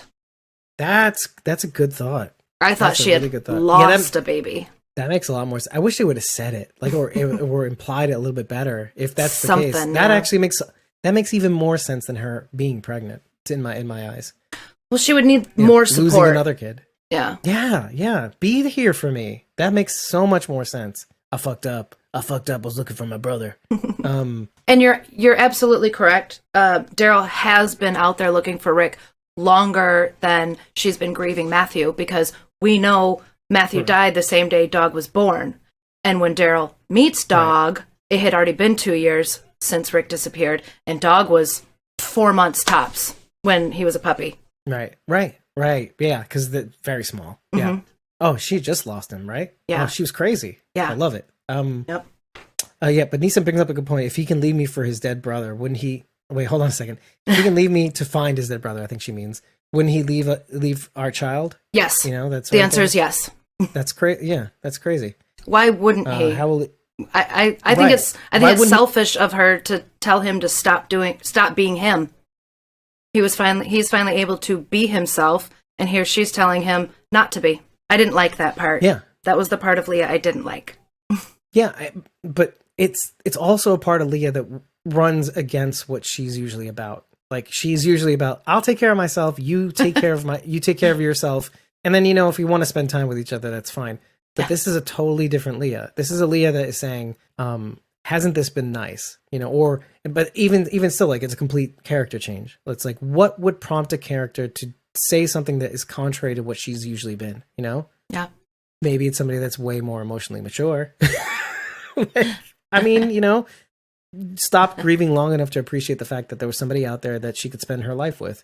I think it's this weird moment where you don't, and you see this with Carol and Daryl occasionally too. Like, they're in different places. It's been like that every now and again, where Carol has had to go off on her own. Okay, so yeah, Nisa says it. Like, she's very independent. It's like, even when you're here, we're not really here. So it's very interesting. So, but yeah, I could see why she would be like, and like when you get really frustrated with somebody and say like, why can't you be where I want you to be? Why can't you just get it? When you get frustrated with somebody. Yeah. I feel like there has to be something there. And again, Lynn Collins herself says not all is as it seems to be. Now, there's another prevailing theory on that note, is that that Leah is a Reaper. Oh. You've heard this one too, right? I have not heard that. Have you not? No. Mm-mm. It would make sense, though. Why not? No. Sure. Maybe Sure. Maybe she's the leader of the Reapers. Why maybe not? Maybe she's Pope. Let's throw another. Yeah, maybe that's another log in the fire, right? Yeah, Leah's Pope. When Lynn said not all is as it seems, to me that, like, okay, you were very convinced that she left voluntarily. To me, that comment says she didn't. But yeah, I mean, I don't really know. I don't either. Having taken the picture says a lot to me, or it tells me something is up. Or maybe she intended on leaving. Maybe it's like Daryl leaving to find her brother even after the ultimatum, but then coming back. Maybe she, stormed out saying, "Fuck this shit, I'm out," and then tried to come back but couldn't. Yeah, there you go. Yeah, because something took her. Right. Yeah. It's not always as simple, right? Right. That sounds more like her, right? Sure. Yeah, you stomp off all mad, but you're going to cool off and then come back, but the whisperers catch you instead. Oh. Charity's saying, here's not here. So another cabin scene, right? like Daryl gets his Morgan moment, which in a sense is kind of like that, right? He gets his emotional maturity, right? He's got he got his cheese. He got some of that cheese. But then she says in three times in all caps, maybe she's Madison. maybe Leah's Madison. Maybe. Yeah. Pull off the rubber mask. And that's why she left Dog. Wait, why did she leave Dog? Because she didn't have a choice? Well, no, I like the scenario that we just posited. If she stormed off all mad and then was on her way back, but someone intercepted her, yes, maybe Dog was with her and took off, back and was like, arf, arf, arf, help. And then by then Daryl was there to see she was gone. Okay. Now, another idea I had was, is Leah imaginary? He's been out there a long time. Because Carol's never seen Leah. No. That's true. I mean, the picture isn't there. Dog is very real, though. Dog is very real, though, right? Right? This is like the is RJ real conversation. You motherfucker! It has way more legs, though, right? It does, because Daryl's the only one that's seen her. Oh, you motherfucker! They're a lot alike, right? They're so much alike. They're visually alike. They're like dirty, whatever, crazy people. And there are so many Carol parallels with Leah. He could have been projecting Carol onto the... Oh, stop it! God damn it! Right? Right, they're gonna get what they want at the end. I mean, Carol has this is another thing that Kirsten Okuna. Oh no, actually, sorry. Let's give credit where credit is due, because Free from the Cocoon said the Swiss Army knife that Leah uses in this episode to cut Daryl loose. You can see a Swiss Army knife in episode 1021, which is the last episode of the season. There's some promo photos or production photos of Carol fixing a solar panel, and she's using a Swiss Army knife in that photo. Right? So this is fucking with your head a little bit more, isn't it? How weird. That's so weird. Right? And so now we're back to the beginning where, like, oh shit, are they going to give the fans kind of what they want? Right? And then is Daryl crazy? Because that makes sense. Because one of the things was, like, remember when I said, well, what does everybody expect? Carol to run off and fuck Daryl all these years? Well, maybe now. No. And Daryl's the one living in the cabin, and I don't know. And here's another thing that may or may not support this theory, but again, it fucks with your head. When Daryl's in that storm and the water comes in, it ruins the map. The map in the beginning of the episode and the map throughout these flashback scenes looks almost exactly the same. Like it's as if he drew it exactly the same, to the point where they have certain dates where he checked certain areas, like 116 in one place, the burnt barn, which was the barn, I think was the barn that Rick was in 905, right? Oh, that barn. There's been a lot of barns. Yeah. the burnt barn where he almost got, first of all, he got thrown onto a pike in 904. Yep. Or like a rebar, right? Yeah. He's walking away slowly. He's on his horse, and then he goes away, and he comes upon this. I think it's more of a cabin, but it looks like sort of a barn. And he goes in. He has this Shane flashback. I think at that point, he's like, "Get up!" And then I think it goes on fire. Hence the burnt barn or whatever. I don't know. So something like that. I'm thinking to myself, whatever. Okay, Daryl cut his own face like Huck as a reminder. Nice, niece. Yeah, his map is literally drawn to scale the same way with the same markings, and it somehow survived that storm. Like, even though he tore it down. So, oh my God. I don't like this. I don't like this at all. Did you see the same thing I did in that scene? Daryl, I'm gonna use this word. I'm gonna use this word, and then you're gonna help me use a better word. But he seemed almost suicidal. Yes, I was thinking the same thing. Like, right, the lightning strike. I thought when he was picking up the bolt, like he had his hand on a bolt, right? He picked up the whole thing. He picked up the whole crossbow. Now I thought that's what he was going to do. Me too. But it didn't show that, right? It didn't show that. No, he just he walks out and just sort of looks up like he's waiting for it, though. Right, and then he kind of just looks down like this. And how is it that we both? Now this is really good storycraft. The fact that you can visually make the kinds of motions that Daryl's going to make, and then infer the same thing. You and me thought the same exact thing, right? Yeah. The lightning. He has an epiphany, right? Yeah. Yeah. So it does make you think, like, what was it, right? Like, what? So, let's just say it. Let's just call it as we see it. Like, this is Daryl definitely, like, almost giving up. I think so. Like, and then the lightning not deciding to strike him. So when that storm hits, it's sort of towards the beginning. This is just 2 years after Rick disappears. So Daryl has been out there looking for Rick for the past 2 years, and it's also after he talks to Carol and finds out that things are kind of wonky. Maggie's left. Michonne is still not talking to anybody really. And things are just kind of weird. And yeah, I kind of actually, I used a Sarah line here. I said, Daryl's sitting in his tent like a turd in a toilet. And then he gets mad because the map melts, and then the lightning strikes. And then I just see him kind of like, deflated. Yeah. Yeah. And we infer the same thing. It looked like he was and this is again, only 2 years in, or so, right? I forgot the time. 2-ish years after Rick, yeah. Yeah. So Charity actually asked a very interesting question. Was the storm the same one in 4A? And I had already inferred that the storm from 4A was the one that happened in season 9, where the bridge is washed out. Yes, I thought I'm not ready. Yeah, the time, it's too far apart. I think the Walking Dead has kind of like leaped. So when season 9 came about, it was a year later, and Fear hadn't quite reached that year later status. So by the time the storm comes around, it's already 2 years after that. 2 years after Rick leaves. So it's not the same storm as in 4A. It's not the Walker-nado. I would like it to be, but it's not. Yeah, and Nisa says, map's gone, might as well die anyway. Yeah. But no, so let's focus on this one thing though. Like, look, as much as that was a great insight, and again, very rough. The map is drawn to scale with the same markings as before. Now, again, you can easily relegate that to Daryl not living for himself. Daryl is a slave to this mission of trying to find Rick. Noble, but fruitless. The lesson that he learned ultimately after losing Leah is that I cannot I'll try to find her a little bit for a little while. And he still was until Carol finally came a knocking with Henry. Not boots, but knocking.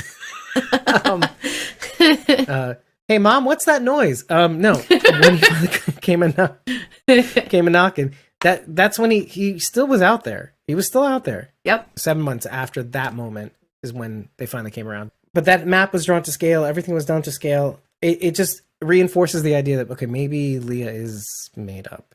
Maybe she could be made up.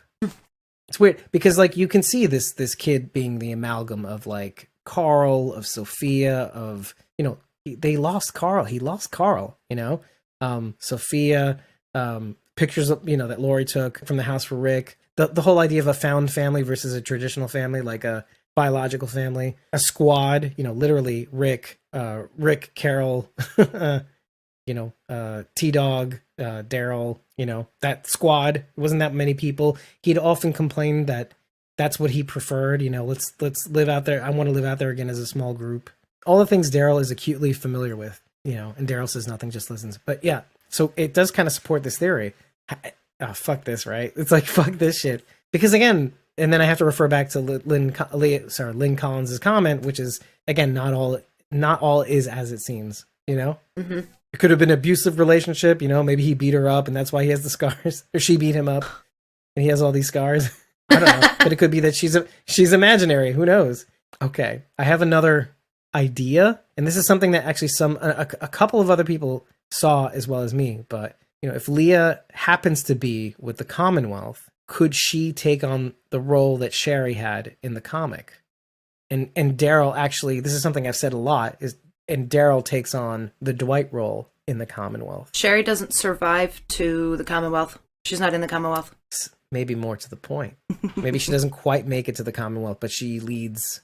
Well, okay. So what if Leah happens upon the Saviors, right? In amidst all this time, it's like one question that we had about what happened to them. Now we know as a podcast that some of them happened to be with the Whisperers, but what about all the others, right? Yeah. We didn't know. We don't know what happened. So this could be something here. Yeah. I mean, we don't have a lot of time to tell that story.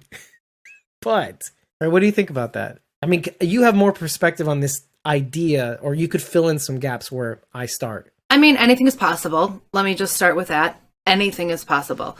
But what little we know about Leah, I'm not sure that she would surround herself with another group of people. It seems like she is enjoying the isolation. Or is content in her mourning. If she were the leader of any group, I think it would be because it was forced upon her, not a choice. I don't think she would go out looking for a group of people. If that were the case, why wouldn't she and Daryl go back to Alexandria together? If she were interested in a community, she had opportunity. Right. You're right. I mean, unless Daryl leaving off again to find Rick after having a miscarriage or a pregnancy or whatever it is. Who knows the impetus of that, like the real one? Because again, okay. And again, I refer back to Lynn Collins' statement that not all is as it seems, because we're only getting this from Daryl's emotionally retarded perspective. Right. Right? Yes. Like, so maybe from her perspective, she saw things differently. Like she saw Daryl that just didn't give a shit about this or just didn't react to that. I mean, for the most part, it's funny because when she was describing what had happened to Matthew and her squad and the events of leading to the birth of Dog, etc., that whole thing. So he was just silent until finally she turns the gun at him, like who did you lose? And then he talks about Rick, and again, only about Rick. This is what, like, as much as I recognize and was heartened by the fact that when he said I lost my brother and was referring to Rick, didn't a part of you feel a little bit weird that he never mentioned Merle at all? I mean, maybe for the sake of brevity, it makes sense. Like, right? I lost my biological brother. He could have said, like, I lost my biological brother a long time ago, but my found brother, I lost my found brother and he was my family.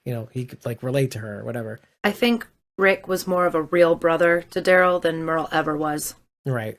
I agree. I mean, he was in Merle's shadow for all of his life.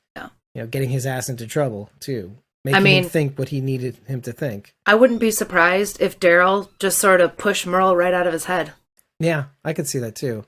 I guess maybe from my perspective to kind of support this cockamamie theory is we are seeing these from a particularly narrow perspective, which is Daryl's. And the other side of this coin might be a whole lot different. You know, like maybe the things he said, he forgot he said, or maybe the things he did, he didn't know that he was doing even, right? We all forget, like sometimes when somebody explains, why did you leave him? Oh yeah, he was doing this, he was doing this, and he was doing that. And then you ask the guy and he's like, I didn't know I was doing that. Yeah. I didn't know I was doing that at all. Man, I did not know. If somebody would have told me. She did try to tell you. Oh yeah. Right, but like that sort of thing's going on. No, but so Nisa's saying I don't see Leah as a joiner. I'm like, no, but like Sherry is the leader of the Saviors in the comic book. Yes. Literally. So yes. This is why I say that, is because she leads the Saviors. It's like almost like a splinter rebellion. She leads with the Saviors. And so I could see a world in which, like, okay, now we're kind of treading into fear territory right now, where you have all these Saviors under Leah. You have the Reapers to worry about, and you got Maze / perhaps Pope, right? So, and we're dealing with maybe like a trifecta of like, okay, who's going to join whom to defeat whom? Who's the bigger threat, right? Could it be Leah? Could it be the Reapers? Is Leah the Reapers? Maybe the Saviors take on the name the Reapers. Who fucking knows? Nobody does, and there's only 6 episodes to tell that story. So, yes. And Nisa just gives up. She goes, okay, Leah's imaginary. It's fine. I can deal with that.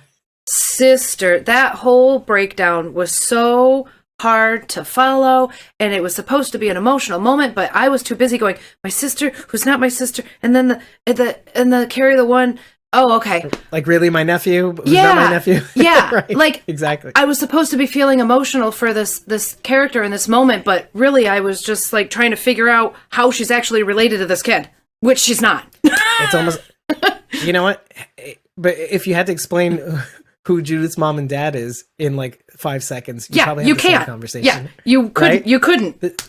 That's why I mentioned her in the notes. I'm like, oh, it's just like Judith. It's like, okay, who's her real dad? Wait, no, it's Rick? Wait, no, what about her mom? Oh, it's the imaginary mom? Yeah. Yeah. Right. Yeah. I mean, not I'm sorry, I don't mean to say imaginary. I mean like, oh, her found mom? Her stepmom? No, I would say, I don't know, found mom. I mean, they never really got married, you know. Right. That's why I put a question mark at the end of it. Mm-hmm. Yeah. I mean, mom's fine. I call my friends mom's mom. You know what I mean? A mom is a mom. A mom is who takes care of you, who loves you, who, cleans your scraped knee when you fall down, But yeah, I guess that's the definition. I guess my point is, like, all of that bouncing around explaining the relationship took away from what I was supposed to be feeling in the moment, which was bad for her, and I didn't. Well, I mean, it's a critique on the show.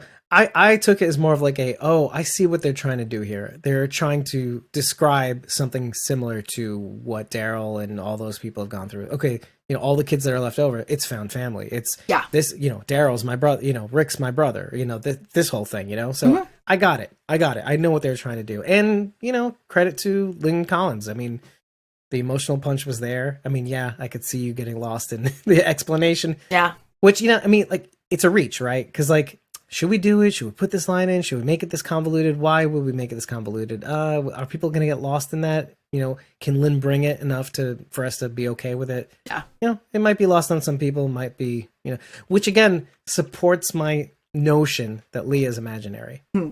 It's possible that this is all like a mishmash of getting Daryl to envision, samesies, we're the same. Yeah. Lynn Collins did deliver the line. She did. I mean, I got the information. But yeah, for me, it took away from the sadness in the moment. Yeah. It felt almost unnecessary. And yet, okay, I get it. I get why that was there. Yeah. Right? Yeah. Okay. Now, with all of that in mind, we have to talk about Connie a little bit. Because I forgot about her in a sense. Seriously? You know what I mean? Like I know she was mentioned, obviously.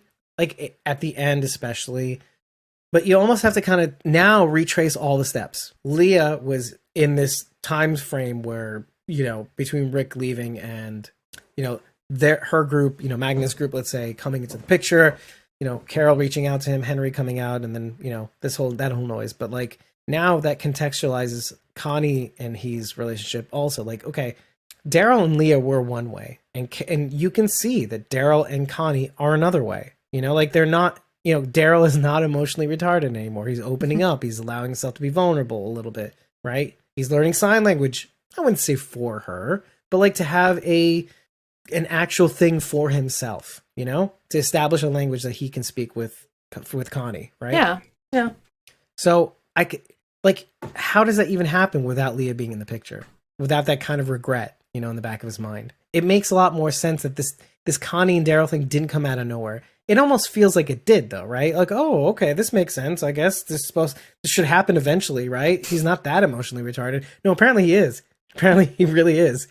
But if it wasn't for that relationship, that could never have happened. Not really. He still would have been a shadow, He wouldn't have had lines. He wouldn't have been a leader. Yeah. I mean, talk about people coming into your life that enable you to be more something for her. Donnie all the way. Like, hashtag Donnie. Oh, okay. That's interesting. She also... Yeah. Oh, yeah. Oh, I wanted to report something on the logo, though. I actually compared this week's opening sequence, right down to the logo. And the logo has not changed. It still has that streak of blood on the D, I think it is. Yeah. It has not progressed at all. There's Now, some on the W, too. Next week's... What's that? There's some on the W, too. Yeah. Oh. Some on the beginning W and one on the D. Oh, beginning. Right? Sorry. Usually there's a progression of some kind. There isn't one. I literally saw like 2 different episodes on the same frame, and I'm like, nothing's changed. Which actually makes me feel a little bit better. Like, okay, this is the aftermath. We're picking up the pieces now. Maybe the blood gets drier. I don't know. Ooh. So that's funny. After all of this conversation, Nisa says, anyway, it was such a boring episode. Yeah. Anyway, it's almost unfair because Chris Hardwick brought this up that like, okay, there's this sweet moment in the beginning where Carol picks up the map, the very map, or very map. I don't know, quote unquote. Who knows what the fuck happened? Imaginary Leah. The map that he must have been picking up stuff for Dog and putting away sticks into his bike and starting the bike, and the map must have fallen out. And Carol slyly picks it up and just puts it in his bag. Doesn't want to make him feel bad about dropping it. It gets me thinking about all the times that maybe Carol has done that for him throughout the series, like just done things for him that he didn't know about, helping him out. And it isn't fair, right? It like sometimes we want to be mad at Carol, but like we get it. Carol's awesome. Carol's the shit. And you don't want to give her as much. I don't want to give her as much shit as I tend to, but And it got me thinking actually about like occasionally I have to kind of go back to some of my opinions and go like, am I being too harsh? Am I, I mean, in many ways, this episode has made me think, in light of the hypocrisy, like maybe I'm not going far enough. But that moment also made me dial it back a little bit and say like, it's not for nothing, and Daryl ultimately does say, you're not going to lose me. Not if I let it, and I'm not going to let it, Yep. and he does remind her, I'm not going to let it. And so when I go to the end of the episode, like this was the beginning of the episode, I go to the end of the episode when they fight, it's like Carol is almost hysterical. Like, and I get it. She's trying to make amends. She's doing the best that a Carol can do, right? Like I'm ultimately right, and I'm never going to say I was wrong, but I'm trying to make amends, And she's like, maybe our luck has run out. Maybe I don't know, but like let's let Carol have her moment. Let's let Daryl let out some steam for the balloon, right? Ultimately, we know. And we've seen this many times in season 10, Daryl may have turned his back on her, like in terms of just physically and may not have agreed with her all the time, but he's always going to be there for her, always.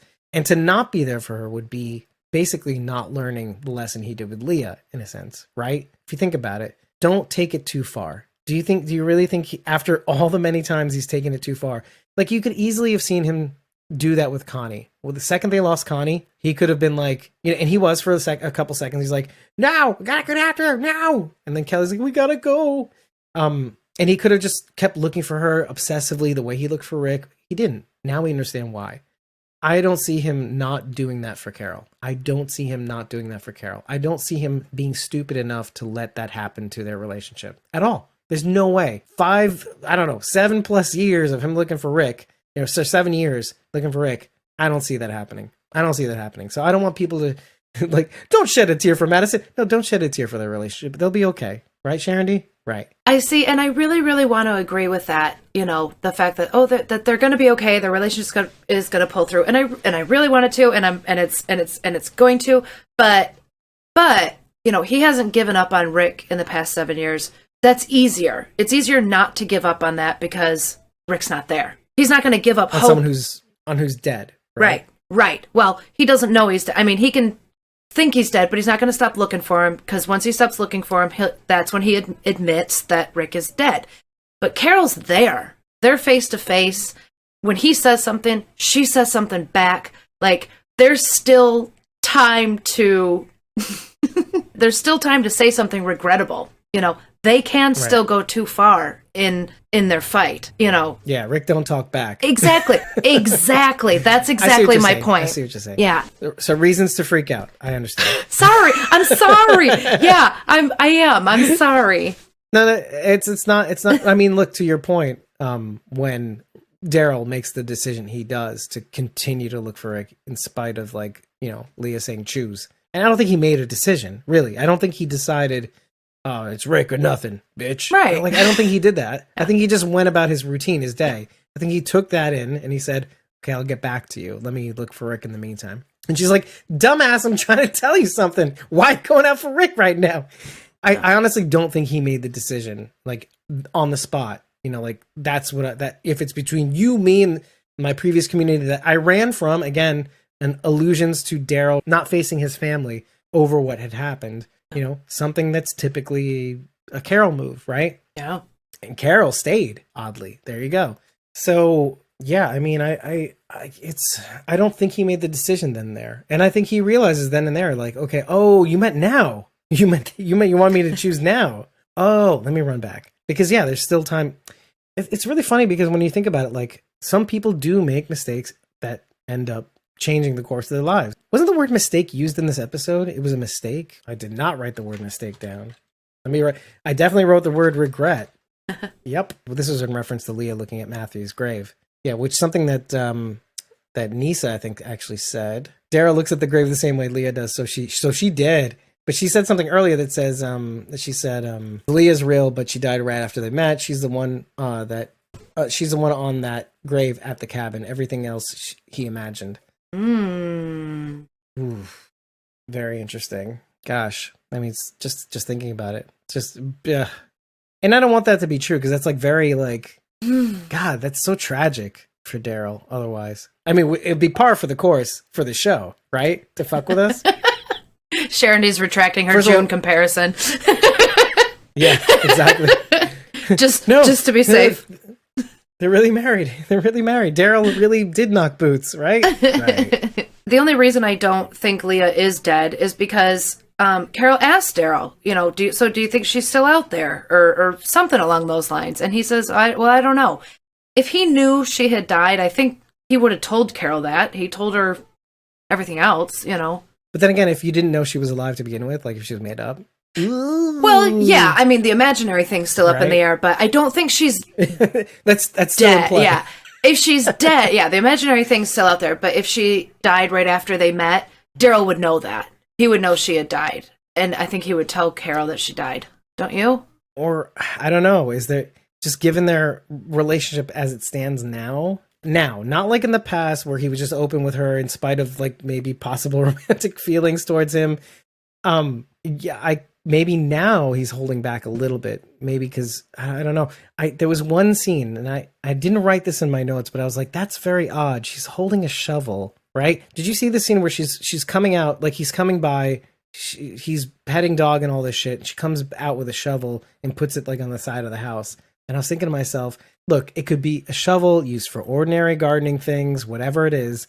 But then it got me thinking, like, if this was imaginary, was this, like, him just having buried her, right? Like, and then she's still talking to him. All of a sudden she's different, right? He doesn't accept it, right? That's what Nisa says. He doesn't accept it. He looks at it with such sadness. He doesn't accept it. So to what end, though? Yeah, so maybe a hybrid of the two, right? To what end? What? We're never gonna know. Well, no, that's imaginations of the maniacs on the show. Usually when they do something, it's for a reason. That's why we do this. That's why we take notes. It's for a reason. So if she is imaginary, if she did die right after they met, to what end? What does this mean for Daryl's growth and development? Right. Or lack thereof, if that's the case. Oh, yeah, lack thereof. I'm not against it. I just There's just got to be a reason for it. That's all. Give me a reason, and then I'll support it. I mean, maybe like a Lori dying during childbirth scenario too. Like it's anything. Like you can think of anything when it comes to this time. Then where's the child? I mean, think about like, okay, why in there three graves, right? Yeah. Or maybe the original grave is a lie. Here's the other thing to this whole thing is that like what if some of this stuff that we're saying explains the scar, right? What if the scar isn't something completely random that they're waiting to tell us about, or not, because fuck them? What if this scar and the wing being gone is directly related to what happened? What if the tragedy was so big, what happened to Leah, that and what he's seeing when he comes back to the cabin? Again, the cabin, every time he comes back during this 10-month period, it's full of light. They're sharing times together. It's bright. When he comes back after realizing he fucked up, after Carol's words saying, you know, yeah, I don't want you to die, never, like to be out here and lose you without finding peace. Comes back, it's dark, it's drab, it's been knocked over. It's kind of like the way they found it in the present, right? Mm-hmm. So it makes you wonder which is the real and which is the illusion, if we're talking about an illusion, right? Mm-hmm. I'm so surprised we latched onto this of all the theories. I thought the baby one would have been the theory we went, because then you think of like, oh, she's out there with a kid, like just like it's somebody to play with, like Judith and RJ, and you know, I don't know. Anyway, it's like I could think of that all day. Like the dog's name is Dog, so the kid's name is Kid, right? Obviously. If Daryl knew she was pregnant when she went missing, though, there's no way he would come back to Alexandria. He'd still be out there searching for her if she were pregnant. Yeah, and I think Leah. I mean, again, the choices that both these characters make. You know, I'm so independent. I don't want to tell him. I want him to be there for me rather than for a kid. I don't want to anchor this fucker down. I don't need him. I could raise this kid myself. This again, I'm like getting into Leah's psychology, like, or you know, whatever we know of her, right? Yeah. So I can see a world in which she would keep that from him. I need you to choose because I need to know who I'm raising this child with, or you know, if anyone at all, right?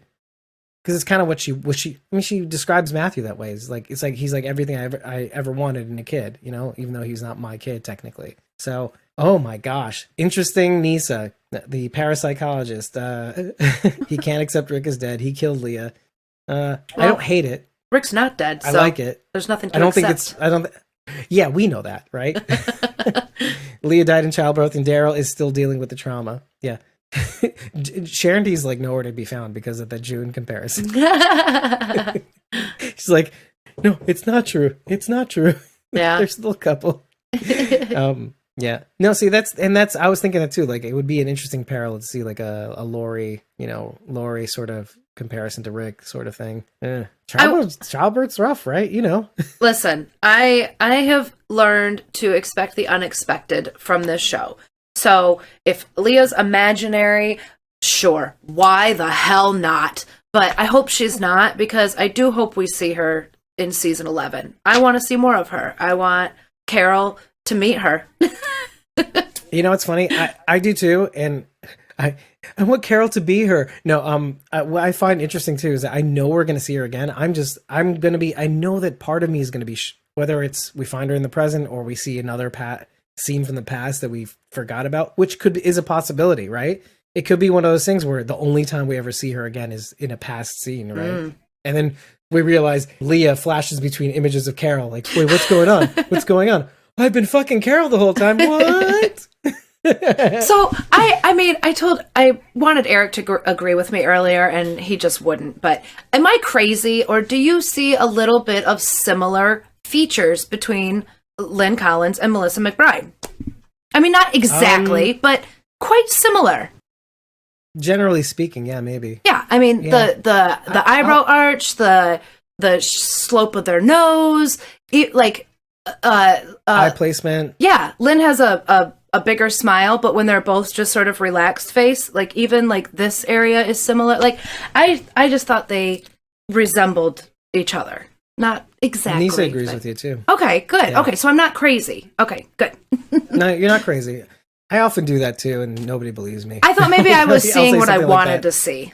But I mean, yeah, I mean, you don't even have to go that far too, like, right? Like, yes, the features resemble one another, right? But then, you know, also the spearfishing, the callbacks to certain lines, Daryl will say something Leah said, Carol will say something Leah said, Carol will do something that Leah's done. I mean, Losing a there's child in the no reason- apocalypse.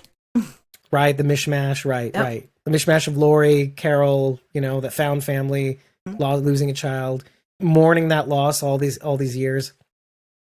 I mean, it's all there. Like, what does it mean though? Like, so the spearfishing thing, but like, I mean, I remember writing it down and then later on having to take notes on this episode, and then we're like it almost bugs the fuck out of me. Like, why are they doing the same thing? Why is Daryl having the same reaction? Right? Like, this bugs the fuck out of me. And at one point, I even thought to myself, is Carol fully conscious of where she's leading Daryl to? Like, does Carol know? Is Carol leading him to the cabin too? No, Dog did. That's what I want. No. I mean, in the present. Oh, but yeah, you're right. Dog does still in the present. Yeah. That's true. But like, generally speaking, in the same direction. She even wanted to figuring go out the where to hunt She wanted to go the opposite direction. the other way. Yeah. But what if she said that so he would go in the opposite direction, right? Again, I don't believe it, but I thought I'd throw it out there just in case, because it's clear to me that like she's kind of like, you sure you want to go in there? You know, you sure you want to go? Because she knows about the cabin. Like, you sure? She gives him a look like, you sure you want to go down this path? You know, like, all right.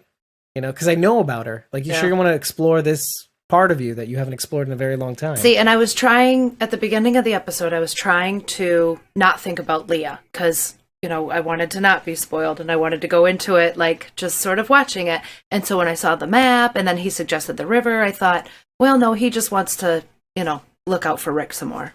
Yeah, maybe, yeah. I mean, it's clear that, like, so I didn't get that by the end of the episode, but, like, it's because what he says really rocked me. It was kind of like, after seeing all of that, really seeing it firsthand instead of being inferred. Okay, I've been looking for Rick all these years, because we know he's been doing that, right? Yeah. Now you get to see it. That's the painful thing about watching this episode, is seeing the just like obsession, almost like, to not like a man who does not have his own life, to abscond with his life to the point where he lives in this noble pursuit rather than find some sort of peace. The lesson you should learn in the apocalypse. Like, we used to say that Daryl was most built for this world. You know, he's effortless at hunting. He can take down walkers. He can do this. He can do that. And everybody thinks they're a Daryl, but they're really like a Eugene or like a Martha, let's say. But then you really look at it, it's like, oh, but he's only able to be this way because he's not a person. Everybody else has to deal with their own personal baggage. Daryl doesn't. Not really. He doesn't have a lot of baggage. What's the point of being tortured at the Savior's thing if you really have no, like, you have attachment to people, sure, but like, when you don't live for yourself, I'm not saying it's easy. I mean, you still have a psyche, but like, Easy Street. what's to lose? Right. Yeah. Isn't that funny? Right? Yeah.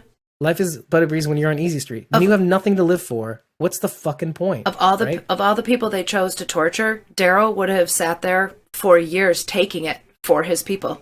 Mm-hmm. And in a sense, he sort of did with Rick, right? Yeah. He just sat there asking for it, begging for it, asking God to lightning strike himself away from it, as he knows he doesn't know when to stop, right? Because when he says to Carol firmly, I know where I need to be, or I know where I want to be, I know where I want to be, I believe him. Because having gone through all this, through the experience with Leah, assuming it's true, I see him saying, I know what it is to not live for myself, to have no semblance of finding my happiness. I'm not going to let that happen. Now it's your turn. Now it's your turn. I know where I'm supposed to be. I believe it. After seeing him like trudge through sludge and kicking over fucking boats and shit, just to find something that is not his, it would be nice to find it for himself, but how long, man? How long? When you see that scene at the end, I do believe he knows where he's supposed to be. He has no choice. He can't look for Leah. He can't look for Connie. The best thing he can do is to be there for whoever's alive, right? So that was the heartbreaking thing. And it's heartbreaking because now that points the gun at Carol. It's like, well, what about you? What is the thing that you are living for now? And Daryl kind of almost alludes to it actually in the beginning of the episode. Like, you have nothing better to do. Like, I say that like fully knowing that they're friends and they're close or whatever. But knowing also that like there is half of what Carol's doing with Daryl is like, there's almost like a lack of acknowledgement that anything happened. That Daryl's not in some way not over this, Like she's trying to pretend like everything is okay, right? It's not okay. It's not okay.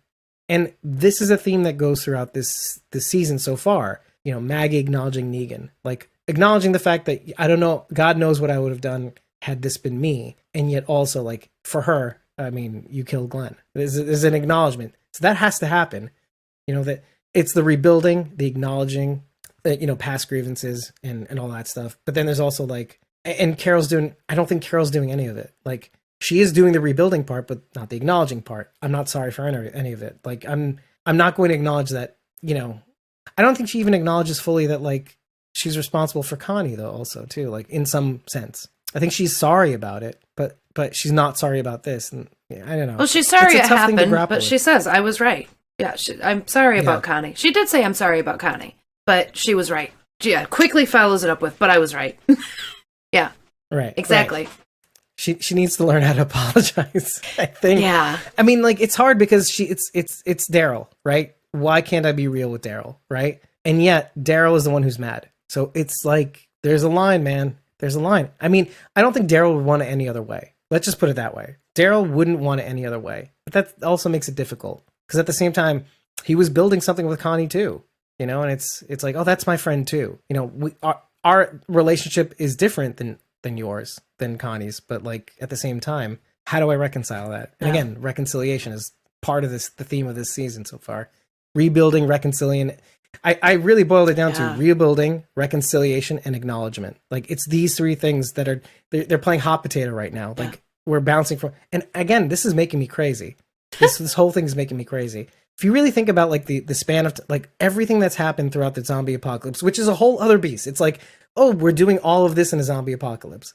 Yeah, and now if this was like a Riverdale sort of thing, like okay, it's not in a zombie apocalypse, but it's Riverdale. It's making me crazy, but it's Riverdale. No, it's in a zombie apocalypse, so this is making me even more crazy because now we just have to survive as well, right? They're starving. Their walls are unfortified. You know, they're looking for food. That's a whole other pressure. It's Riverdale, but I was right. Nisa says, wait, let me just read all of it. She says, okay, let me just start with, I'm sorry, but I was right. I get it, but I was right. I'm sorry it makes you crazy, but I was right. It's Riverdale, but I was right. Yeah. Yeah. If I was gonna, if there was a moment in this episode where Carol just was like, oh, irked me a little bit, it would be that when she says, but I was right. And then she says it again about her and Daryl's relationship. I was right. Our luck's up. And I'm like, no. I'll forgive her for that, though. I mean, meaning I'll forgive her for despairing a little bit. And that's kind of like the lesson from Leah, though, is that, you know, sometimes things happen and your relationship is never going to be the same again. But that doesn't mean that it's not still there. And again, Daryl says only if you let it, you know, so it may never be what it was, but that doesn't mean it's a bad thing. And I think that's the point this episode is driving home, is that it's easy to despair when you see the nature of your relationship has changed. Sometimes things happen and they'll never be the same again. However, don't let it completely disappear, right? Don't let it be lost through time, lost through despair, lost through mourning. The lesson that we need to learn here and we need to hold on to while we go through this tough period is, you know, it's only gone if we let it be. It may never be the same. But that doesn't mean it can't be something more. Okay, carolers, calm down. But maybe. Again, if Leah's imaginary, it's him and Carol knocking boots. Right. So I don't know. Something different doesn't mean something bad. Yeah, exactly. I mean, I throughout this conversation, and thanks to Sharon being here and Nisa too, because some of the fear references, I've often bounced back and forth between what we're seeing now on The Walking Dead to what we've been seeing on Fear the Walking Dead, which is like this fear. I have to hand it to Fear. There's something about watching these characters, and just it's like a testament to why I like it so much, is that you see these characters perform feats of personal growth, right? Same thing with World Beyond in a different way, but like feats of personal growth and character tweaking. Like it's nice to be surprised at how far a character will go. I mean, it's scary sometimes, but then you go back to The Walking Dead and it's like The Walking Dead is a little bit more organic in that respect. It's a little bit more real. It's almost a little scary, but I almost wish that like the kind of leaps that Fear takes, I wish The Walking Dead can take, because this is hard, right? watching this is hard. Yeah, it is. It's too real. It's too visceral. It's too, it's too there's too much guts. It's gory, emotionally gory. Emotionally, yes. Right? I'll take all the real blood, guts, and gore. Give me all the real stuff. But yeah, the emotional stuff. Gross. Turn off the TV. Yeah. Hide my eyes. Close This your emotional eyes. stuff is hard. They're emotionally naked. Close your eyes. Yeah, oh god. Oh, Daryl's kissing her. Oh no. COVID, wait, no. X. They're knocking boots again. That's 3 times in 24 hours. I mean, Anyway. Right, exactly. I would too, right, sure. Daryl, right? What? Anyway, so I meant Leah. I'm kidding. Kidding. Well, the heart wants, the penis wants what the penis wants. Anyway, so Sharon's saying, stop making me feel stuff and things. That's right. But it's true. It's true though. You almost wish they could do like the fear thing, like where can we just turn ourselves into someone else, right? Can we just like be like a super Daryl 3? Daryl Dixon is dead. You're dealing with somebody else now. We have to say it right. Daryl Dixon is dead. You're dealing with somebody else now. There you go. Right? Like that. Yeah. That's something else I noticed in this episode. I feel like Daryl has his own sound guy because do you know the narration? Like I didn't get to see Ride at midnight, but do you know how he has his narration and he sounds like, "Hey, I'm Daryl Dixon. I sound like this." Like that kind of that. It's got this baritone to it, right? Sure. In this episode, I hear that every now and again. I'm like, how does the sound so good for him only?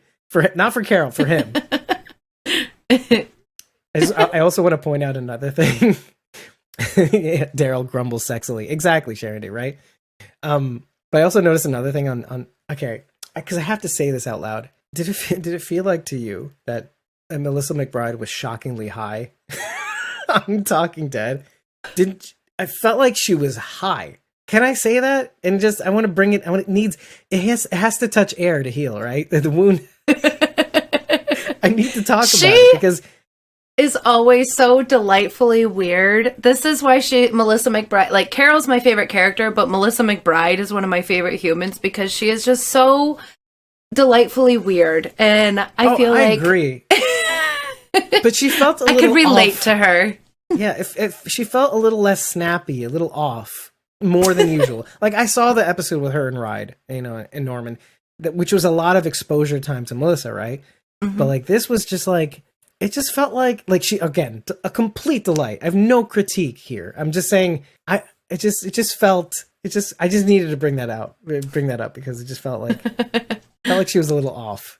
Yeah, maybe. See, Denise agrees. She was high, right? Okay, you know what? I agree with Sharon here. She was prepared for the Carol bullshit. The Caryl. Yeah. Okay, maybe. Yeah. She probably took a few shots. She'd take a double shot of whatever. Right. Right. Man. I wonder how much Lynn drank beforehand. Oh, nothing. She's just high on life. Again. Her crystals. Right. Extra crystals. Right. No, we're not supposed to talk. Okay, anyway. Yeah, but no, but like, okay, in all fairness, I thought between Nicole Moranti, Lynn Collins, and Melissa McBride, and even Chris Hardwick, I thought they did a really, really good job of narrowing down the types of projection that they both were doing. But mostly Daryl. Daryl projecting his feelings of having gone too far onto Carol, his feelings of like never knowing when to quit, the feelings of never feeling he needs to have to say sorry onto Carol, even making her feel bad for something that he knows she feels bad for, like it's regrettable. But like the fact that they kind of broke that down and said, no, Daryl's just projecting, he's starting to feel that breadth of time that we were talking about, with regards to Glenn, like how long ago he's been dead, here in this episode, like, okay, it's him saying, I fucked up all this time. I fucked up. And you know what? You're sitting here, you're telling me, you're right about something. Well, fuck you, dude. Fuck you. Like I know where I'm supposed to be now. And yet now you're fucking annoying me.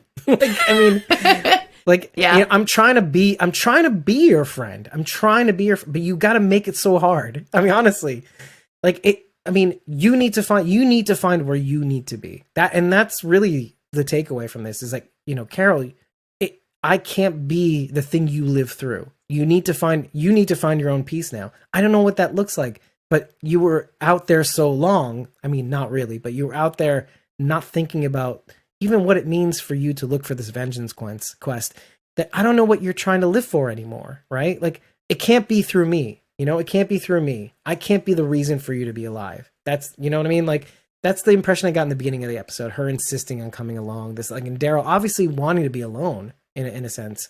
What a juxtaposition too, because like if you take that scene and then you take it and you bring it right back to I think it's the first episode, Lines We Cross, where they're talking about going away and blah, blah, blah. And they're having a good casual friendship. What a difference in it. Yeah. I mean, they're still the same kind of banter, but like, he's obviously like, like, I want to be alone, but I don't know how to tell her. Like, like I'm just going to rib her some more, like I'm feeling my feelings right now, and I don't know how to tell my friend, you're the reason that I feel this way, like that's hard. That's really hard. We've covered every bit of my notes.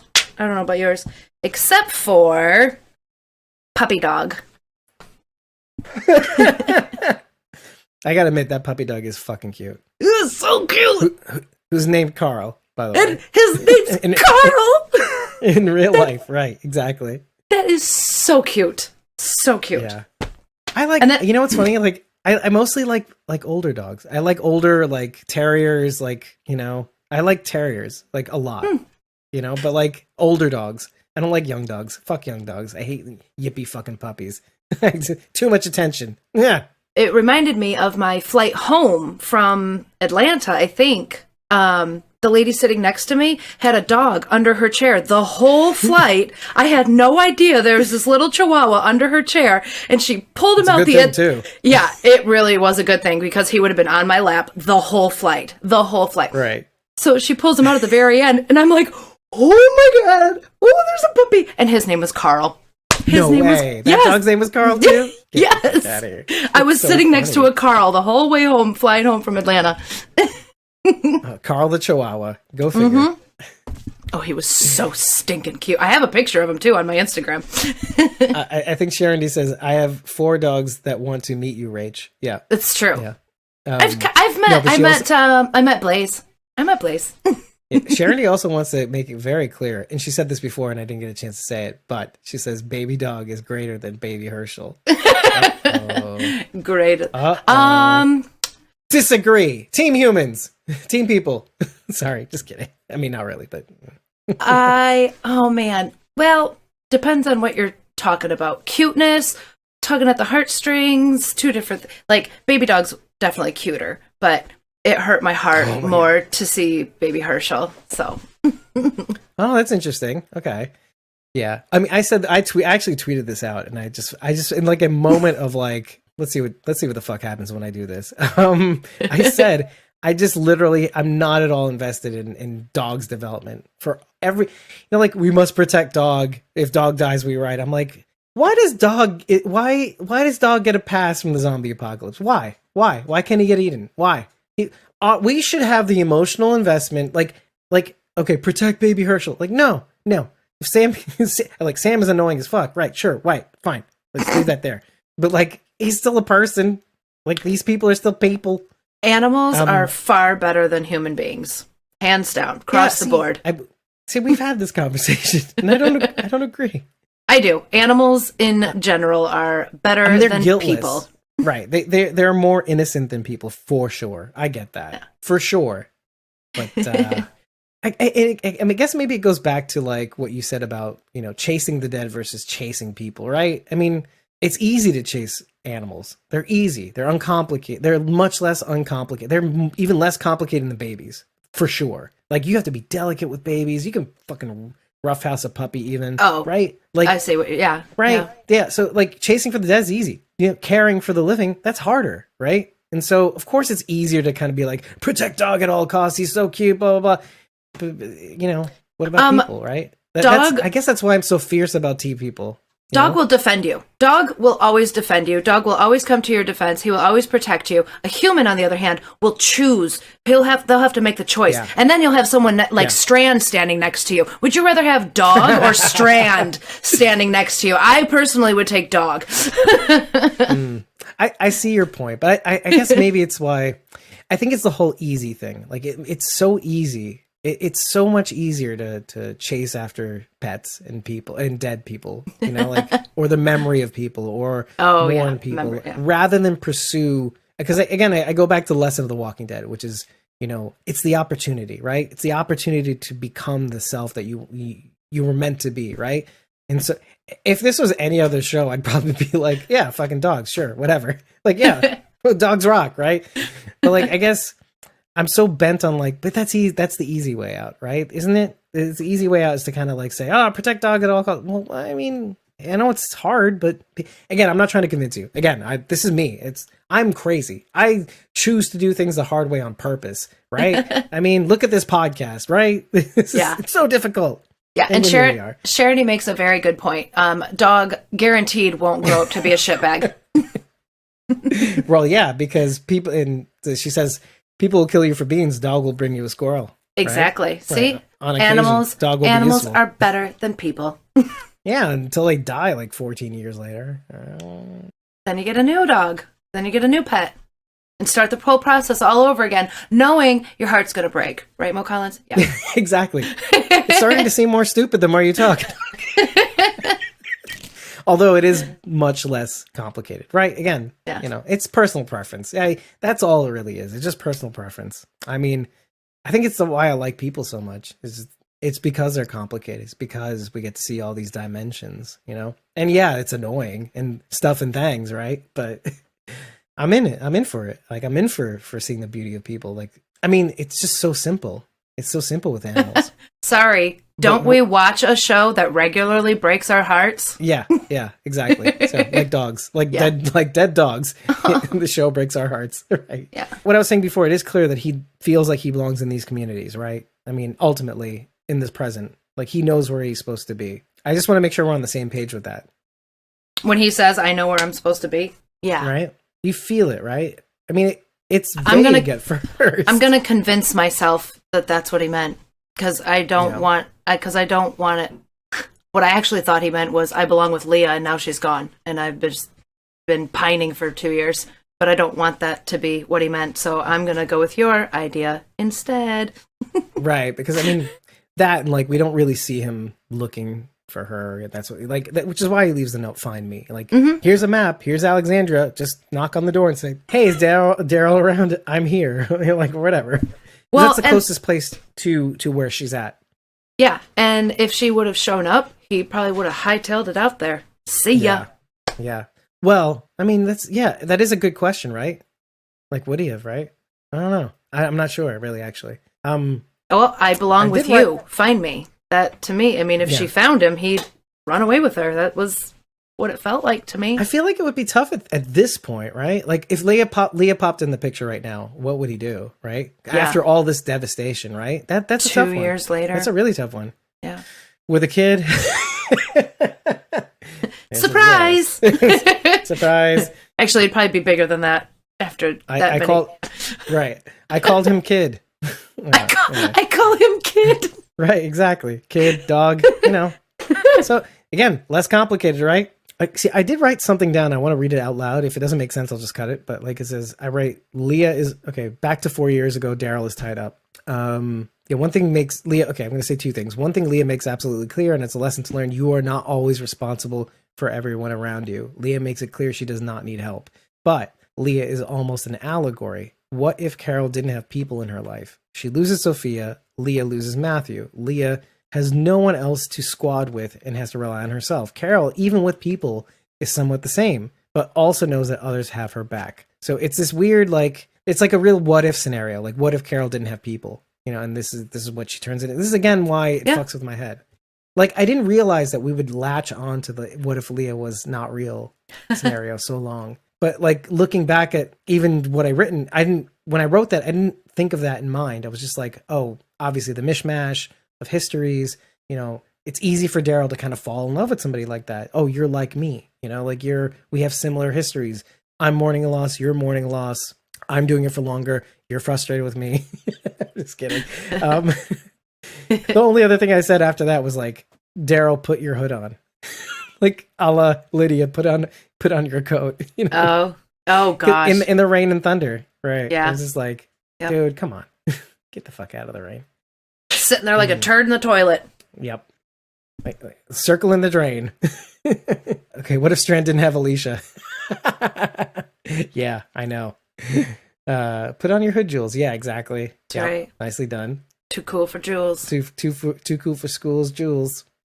School Jules. That's a hard thing to say, right? I know that the next episode is going to bring a lot of levity, along with a bit of terror, right? Like, I have seen some of the scenes in the next episode, and there's a bit of drinking action going on between Aaron and Father Gabriel. There's some camaraderie, some jokes. So that's going to be kind of nice, and then mixed with that maze scene that we see in different iterations, where like, what are you cooking? Bar. Is it good? Yeah. Yeah. What the fuck? He's a scary dude. I'm excited. Very fucking intense. Yeah. Very intense. Oh my god. I still, you know what? I like leaving off on this note is that I've repeated it a lot, but like I like that Daryl learned. I like that he said, "Find me, find me," because I can't. If it's you, I can't do this. It'll have negated everything that you were trying to tell me. It's like you can't keep being out here mourning somebody that does not want to be found, not going to be found, or can take care of their fucking selves. And if they can't, they're not here. They're somewhere far away, Rick. You know, it's out of your reach, right? So, yeah again, Sharon says, find me, Rick. Right, exactly. Yeah, find me, Rick. Find me. I guess with that, find us on social media. Start with squawkingdead.com and make your way from there. You can follow us on Twitter, Facebook, Instagram, all these little social medias. We're even on Reddit. But, you know, let's start off with the fact that you can always reach us via your favorite podcast rating system at ratethispodcast.com/squawkingdead. 5 stars and an eggplant is all we need, bare minimum, to let us know that you love us. But also, leave us a comment. Tell us what you liked. Tell us what you didn't like. Use it as a communication system. We need to boost our numbers. We need to know that you exist. That would really, really, really help us. And if you really like what we're doing, head over to ko-fi.com/squawkingdead. Coffee.com/squawkingdead is your means to get to be in the know of what we're doing behind the scenes. You don't have to buy us a coffee to support us. You just have to follow. You'll know what's going on. And if you want to get in on the action, buy us a coffee. You get 30 days of access to our supporter-backed posts. And if you subscribe to a coffee a month, party just keeps on rolling for your benefit. And with that, thank you for joining us on another extemporaneous thought of Squawking Dead. I've been your host, David Cameo, joined by Cosmo Mom 09, Rachael Burt, and Sharon D, aka Blazy Gardner, in the chat. And what WTF, Nisa? WTS, Nisa? Oh yeah, you know how we have to end off the show, right? Come find me. Bye.